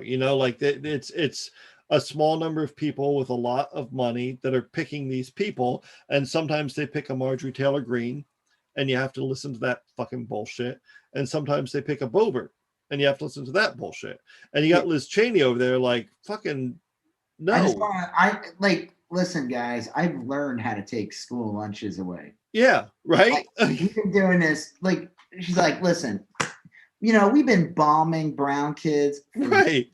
And we know how to. We wrote the book on it, and you guys are kind of fucking that up actually by being so stupid. Yeah, that's it. Yeah, you're right. Like, Liz Cheney is also as bad as those two, but she's different, and I don't know. It is interesting to see this point in the Republican Party where I don't know how much longer you texted me that map today of like what the vote would have looked like if it was just people 45 and under. If it was 45 and under, it's like the whole country except for like a red strip in the middle. Like, even Texas is blue. It was that. Yeah, I buy that. There's a lot of liberal, progressive, younger people in Texas. Let me see if I could find. And I don't think it's even under that bullshit. Like, as you get older, you become conservative. I don't know if it's that. I think that like a lot of especially modern day Republicans are so toxic. It's like the guy who's trying to,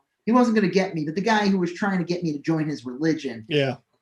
And telling me that besides, being an outright bigot against the LGBTQ, but then telling me that like, you can't have a dog in this made up heaven.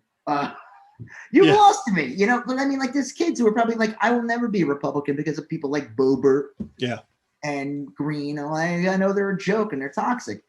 And I'm curious. I'm wondering if they will get to that point. I mean, some will, but where they're successful and they have money, and then they'll be like, yeah, I'll go vote Republican. Like I know that's like the theory where they say it's like you're young, and you're you're a Republican, you have no heart, and if you're old and a Democrat, right? That's an old, tired bullshit. I think it's different. I think there's plenty of younger people that just think differently. They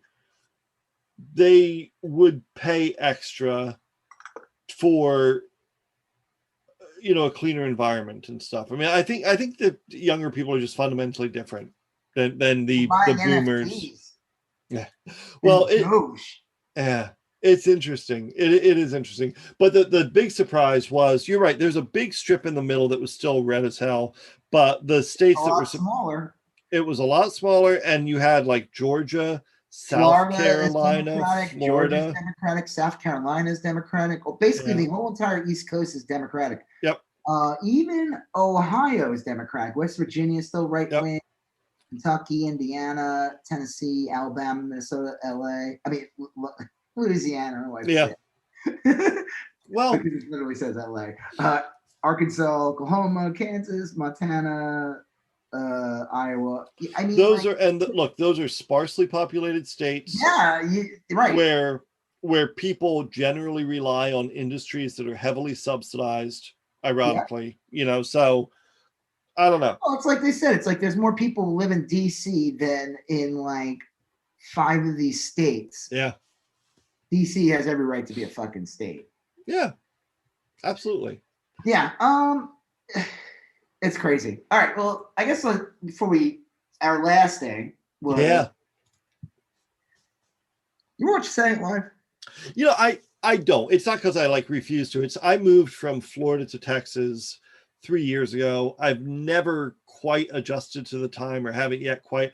Usually by the time I think to watch Saturday Night Live, it's almost over. Well, here's the thing. Yeah. This is crazy. You actually, hear me out. You don't have to watch it live.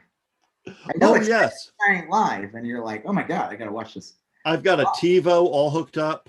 I'm going to start. You don't even have to do that. They have clips on YouTube. It's crazy. Yeah, I do watch the clips right. and I'm just talking the updates. I watch it, but I don't. I used to routinely watch the show. Well, once in a while, SNL will have really shitty guests on. Like years ago, they had on something Forbes, whatever his name was, Steve Forbes. It was he was like, I never understood why Steve Forbes was on. He was like a joke candidate. It was just because he was a weird little prissy dork. Right. Like that and Mark McKinney did a good impression. Like they decided, let's have him on. He was like a joke candidate. He was never gonna win the primary. And it was just like, let's have this guy on. It's kind of funny. And what else did they have? They had what's her name? Dunn, I think her name is. She was on SNL. I read this article about her. They had Andrew Dice Clay on when he was at his biggest and most controversial. And they interviewed her. She refused to be on the show that night. She was like, I refuse to be on with this guy. He's a homophobe. And he's like, and she said her biggest problem with him was that it wasn't even that he was this the media tried to say that Laura Dunn, whatever his name is, I got her name wrong. Nora? What? Was it Nora Dunn? Yeah, maybe. Yeah. She was lounge singer character. Yeah, she was pretty good. For years. She refused to do the episode. And they tried to be like, well, she didn't want to be on it with the foul mouth comic. And she's like, no, I actually love filthy humor. I love foul. She's like, that totally diffused why she refused to do the show. It's because he's a bigot. He uses bigoted material, abuse against women. And she said the problem with him is that he's not intelligent enough to understand why this is bad. And she brought up, she's like, I grew up in the Chicago scene, all the comedy stuff. I love filthy humor. I love curses and all that stuff. She's like, my issue with him is, besides the fact that his material is crap, is because the man is not smart enough to wield it properly. Yeah. And that's why her biggest issue. And they try to make her out to be like a fucking school marm or something. Right. Which all does is elevate Dice Clay. So they've had tendencies over the years to cast a shitty host. They put Donald Trump on back in 2004 or something. That was a less controversial time. He had The Apprentice. Yeah, very different. We knew he was a big rich douchebag, but we didn't think he was going to, divide the country completely. Right. They had him on again in the fall of 2015 when he was running for president and already said Mexicans are rapists. Yeah. They didn't have to have him on. And that was a horrible episode. It was not funny. There was nothing funny. I remember the funniest thing that came out was Pete Davidson was interviewed and said that Trump can't read, that he's illiterate. And they were like, what? And he explained the whole thing and said man had to he could it's like how he would read off the cute, with what do they call that thing when he's cue giving cards and stuff. well what's Teleprompter. Yeah, and it looked like he read it like a third grader would. It's like there's no connotations, there's no emphasis on words. It's just slurring through it, just trying to get it done. So SNL decided to put on Elon Musk. Right. Yeah, next week. Yeah. Really don't want to watch it. Yeah. I refuse to because I think the guy's a douchebag. I don't understand why they're having him on. Now, my main reason why he should not be on is because of his horrendous COVID denying. Yeah, it's weird that they're putting him on after that. Like, I don't think people understand how horrible he was when it came to COVID. The guy, first of all, like tripled his wealth during COVID. The man went from being worth like a couple of $1 billion to being like rivaling, going up and down against Jeff Bezos. Yeah. Man, $200 billion or something like that now. I don't know how he did it during COVID, but he did. He was from the start, he would claim it didn't exist. It's just a flu. It kind of repeated the same garbage Trump repeated in the beginning. Mm-hmm. But it was worse. And he would say all these stupid things about it. And he would bitch that California wasn't gonna he was gonna open the factories, and if people weren't there, he'll work up the down and shit. And it's like he didn't give a fuck about his employees. He didn't give a fuck about safety regulations. He's incredibly anti-union. Mm-hmm. And we could go into other things, but I think the COVID thing alone is absolutely disgusting, and he should not just for that alone. This is not this wasn't just a one-time thing and he went oopsie poopsie and said, no, I take COVID very seriously. No, I remember he went on Rogan. I watched most of that episode, and the two of them just bitched and complained and basically downplayed it, made it out to be nothing. Yeah. Oh, if you're healthy and you're a big man like me, you'll be fine. He did go kind of all in on that, which was they called him Space Karen and shit like that. Yeah. Yeah, I forgot and about on top of it, he was supposed to be this guy who was supposed to be the guy who's going to transform that automotive industry and the way we perceive energy. And he's going to there's going to be there's going to be Tesla batteries in everyone's house, and we're going to be free from I don't know. He was presented as kind of this benevolent Tony Stark. Yeah, like a real life Tony Stark. Yeah. Hey, do you know what we do? You like superhero movies, Billy? I sure do. Well, guess what? There's a real life guy, and his name is Elon Musk, and he's a COVID denying Karen. Oh, that's weird. Tony would probably Tony would probably take the COVID virus very seriously. He probably would. He probably would. Tony Stark, I feel would probably take it seriously, because if he didn't, he would go from being a superhero to a supervillain. Right. Very quickly. Yeah.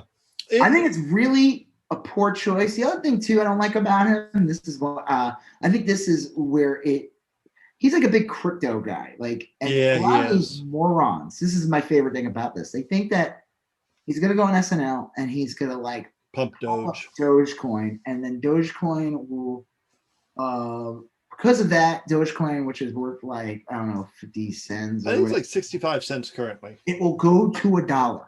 And once it breaks $1, there's going to be a whole new class of millionaires in this country. With the benevolence of Elon Musk, when he waves his hand, he will create millionaires everywhere because of his appearance on SNL. Yeah. Fucking stupid. Did you see his jokes that he recommended? No. Oh God, I retweeted them, and they were really, they're bad. I mean, he was these are my ideas for PC James Bond. Oh man, that sounds so funny. In 1987, they already did that. Kevin Nealon had a joke. Kevin Nealon had a bit a couple of times in the early 90s. It was the piece and the was it anti-PC detective or something. Oh Lord, I don't remember that. Say all the wrong things. Like he's talking to one black woman and everything. Yeah, she's a doctor, and he's like, "Oh, a doctor in African studies." Oh, I'm like, a doctor. Oh, you mean, like he just, but it was done so well. Yeah, that's how you write comedy. It's funny. Yeah. Like, there's nothing. Why would you have like? It's not going to be funny. There's no way it's going to be funny. And what like Yang's going to come on there and gargle his balls in the air? Well, yeah, I can't imagine it being super good. I kind of like. Oh, go ahead. Isn't Miley Cyrus the musical guest? Yeah. Yeah, she's good. Automatically is now a chud. By association, she's a chud. Yeah. Yep. She went from Miley is whatever to a chud. What? Miley's not. No. Yeah, she's a chud now. Oh yeah, wait. By association, she's a chud. You know, it's like you're sitting down and there's 8 of you, and one of them is a Nazi. You're all Nazis. Well, it'll be interesting. I think it'll go very poorly. My real gripe with him though is his thing on, like I said, on crypto, NFTs, and all these things, because he's supposed to be the guy that is gonna save the planet. He's gonna save the world with his technology. We're gonna get off. He's gonna reduce the carbon footprint. He's going to get us off of fossil fuels. He's supposed to do all that. He hasn't done any of that. And instead, he's pumping cryptocurrency and NFTs a lot. Notorious energy sink. Yeah, and those are like absolutely horrible. And one of the things that turned me off from NFTs the most right from the start, like I said, I looked into it. I looked into opening one and doing it. Yeah. I saw all these weird artists making like Elon Musk portraits. And I was like, oh my God, this is so weird and so pathetic. There's so many like Elon Musk weirdos.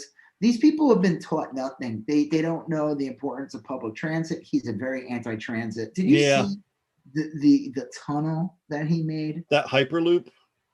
The thing that you drive like 30 miles an hour and just see like neon lights. What the fuck is that? I don't know. What is that? Like I made a tunnel for you to drive I made a 1-lane tunnel for a car. He's weird. I do agree with you that part of why I don't like him has less to do with him and more to do with the people who do like him. You know what I mean? Like, I think it's him too now. Oh yeah, it's him too. I mean, like, obviously they don't like him just for no reason. I mean, they like him because of his weird ideas and everything. But on an average day, when I have a feeling about Elon Musk, I don't really have a feeling about Elon Musk as much as I have a feeling about the people that like him. You know what I mean? Like, that's kind of like. Yeah, it's cringe as fuck. That's a perfect word for it. I just don't understand why Saturday Night Live is having him on. I'm like, there's other people you could have on. I'm like, the only thing that would be funny, and then I wonder if they'll do it or not, is if they do a skit where they have him on the Rogan show, right? Yeah. What's her face to play Rogan? It's the same woman who plays Ted Cruz. Oh yeah. Shrill. Yeah. They should get her to be Rogan. The only reason why I think that'd be funny is because I think Rogan's such a huge fucking overmasculated. Yeah. He'd lose his shit.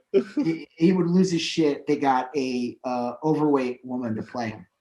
And that'd be awesome. She would admit to it. Yeah. Because he's this workout and he claims he's top physical shape and all this shit, and it would be fucking hysterical if they did that. They won't, but I bet I guarantee this is my prediction. Dave Chappelle will be on. Andrew Yang will make an appearance. Okay. And who knows, whatever. Yeah. Weirdos will come on. It's not gonna be funny. Yeah, I mean, do you remember Earth Day? Yeah. Did you see anyone even talk about this year? No. My kid had a school project regarding it, so you would always see like corporations and stuff like Earth Day, but I feel like because of like NFTs and everybody trying to get in on them, that they're and some of these companies are aware that they can't say that for the Earth Day and then be like, hey, here's so much Earth Day NFTs, go download them. It is really Isn't it insane? Like, I haven't been liking. We're gonna wrap this up. I haven't been liking Bill Maher, but he did put out a one of those new rules. Like, I stopped watching. Yeah.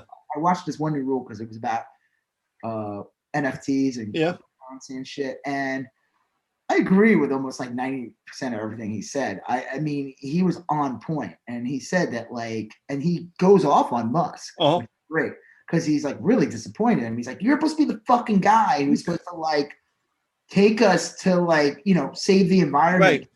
And you're fucking pushing this like these fucking stupid. Okay, so years ago, I worked for a company that, and we had the license, Roblox. Yeah. You know what Roblox are? Yeah.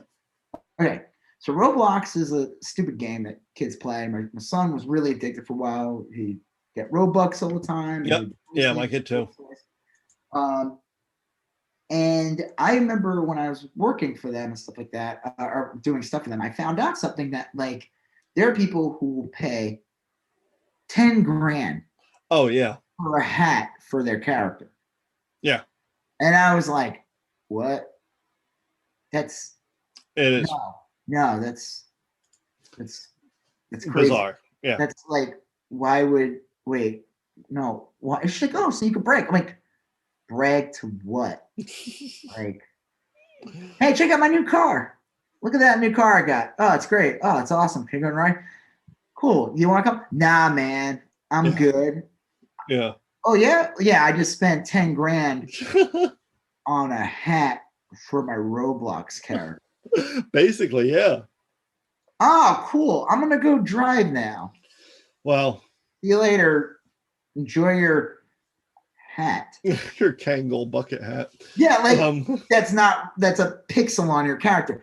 I guess that's why there's a whole generation of people who probably like would buy NFTs and shit, because it's like kind of the same garbage. Yeah. I mean, I could see like some things. I think NFTs, like a lot of this cryptocurrency and blockchain stuff, I think a lot of it has like some really cool applications and is a lot more useful than the average person probably thinks. I don't know if we're quite there yet. I think if we ever have like some sort of shared metaverse with video games where metaverse.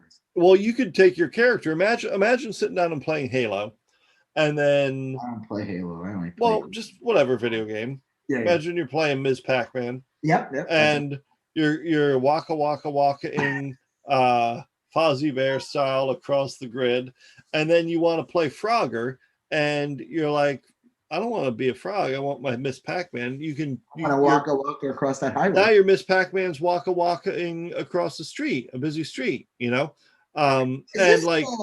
Wait, is this that movie you're just talking about now? Oh, I don't know. Ready Player One? Oh, no. Well, yeah, in a way, like, because then that would be like a metaverse where it's like, this is your representation online. And so in theory, if that were the case, then all of a sudden you're like, maybe it is worth paying more money than you would think is practical on some sort of hat, you know, to wear. Because you're talking about like that's how the world will see you. You're wait in the DMV. You're in a queue at the DMV, and everyone's got their Oculus on. You want to look with your special hat or whatever. So. Yeah. We're not there yet, but I can see NFTs becoming a big thing if they fix the energy problem. But I don't think they will. I mean, okay, so wrap this up. But like some guy I know who told me they didn't like NFTs, and they said like, this is a real story. I'm just not gonna. And then all of a sudden, like a couple of weeks go by, and then they're talking about how they made an NFT, and I was like, whatever, I don't care. Yeah. I felt bad for this guy though, because like there's all these big artists who've been making NFTs right from the start, and no one's giving him shit, and everyone's giving shit. And I'm like, well, why does this guy get shit, but like, you know, all these other bigger, much bigger artists that are making like thousands, if not millions, of fucking JPEGs and shit. No one's calling them fucking polluters. They're just like they're being praised. Shit. It's complete bullshit. So I felt bad for him in some way, but at the same time, it was also fun to kind of give him shit too. But one of his friends was like, well, do you watch like Netflix and stuff and do that? And I'm like, okay, I see the argument about like streaming services. Yeah. Here's another reason why you can't, cryptocurrency will never replace full currency, right. especially with the environmental impact. Because imagine if everyone had to use, like, let's say Bitcoin, something like that, for their currency. I mean, for everyone in the country, everyday actions, everything. You would like burn a hole in the earth. Yeah. Netflix is not. I know that. Yeah, you could say that. Yeah, Netflix is on all the time, but people are not using Netflix 24/7. There might be some. I can't say not all. Right? There might. People leave shit on sometimes. Yeah. I don't know. It's hard to say. I mean, like, there's a Netflix difference, though. Even Netflix, if you leave it on too long, they'll turn it off. Yeah. They'll say, "Hey, you still watching? I'm gonna go to bed." You know. But it's not on 24/7. So that argument about like streaming services is not the same. Yeah. And at least streaming services, like, I don't know, serve some purpose. They do. I mean, they're like a component of everyday life. And listen, just be honest and say you want to get rich, and that's it. You want to get rich. You want to turn this into a way to make money, and you found one, and good on you. But don't fucking lie and say, right. It's like, come on, we see through it. Just own it and admit to it that you're now a millionaire, and good for you. Hey, you know what? At least you'll be able to afford a boat when the earth sinks. Yeah. That's what I said. If I sell one NFT, and I talked to my wife about it, I said $1 million. My wife's like, well, $1 million isn't like that much. Oh. I'm like $5 million. She's right. like, oh, you can do better. It's like $10 million. She's like, you could do better. I'm like, all right, 50. I will sell one NFT for $50 million. Yeah. I have no problem with that. You're a sellout if you sell an NFT for like $100 or yeah, for sure. Sellout. You sell an NFT for $500 million, you're a goddamn fucking god. And laws don't abide to you anymore. Yeah. You're a fucking genius. You don't have to give a fuck what anyone says. And you know what? You might even be a guest on SNL. Yeah. Well, I think I will try. Maybe I'll set an alarm. I'll try to watch him. I'll definitely watch the monologue or the clips or whatever. I'll watch a clip. I'm not going to give him a reading. I refuse. We'll see. I'm not going to give him you're like, I have to, because I have to, you're Lord Elon. You gotta kiss his boot, lick the boot, right? Joseph, are you know that meme of Apu jumping in front of the bullets, right? That's like the weird nerd, Elon, the weird nerd. Yeah, that's a great one. The bullet. Joseph, are you the Apu? I'm not. You're the Apu. You just said I need to watch him live. Well, we'll see. This is the episode. I haven't watched Saint live in 3 decades, but this will be the episode I tune in. And you know what? That is why. What's his face? Put him on. What's his name? Probably. Well, right. Lorne Michaels. Yeah. I was gonna say Mike Myers, who does an impression of Lorne. I was going to say Lorne Green, and then I caught myself. Do you know that Dr. Evil is basically what's his face? Lorne Michaels.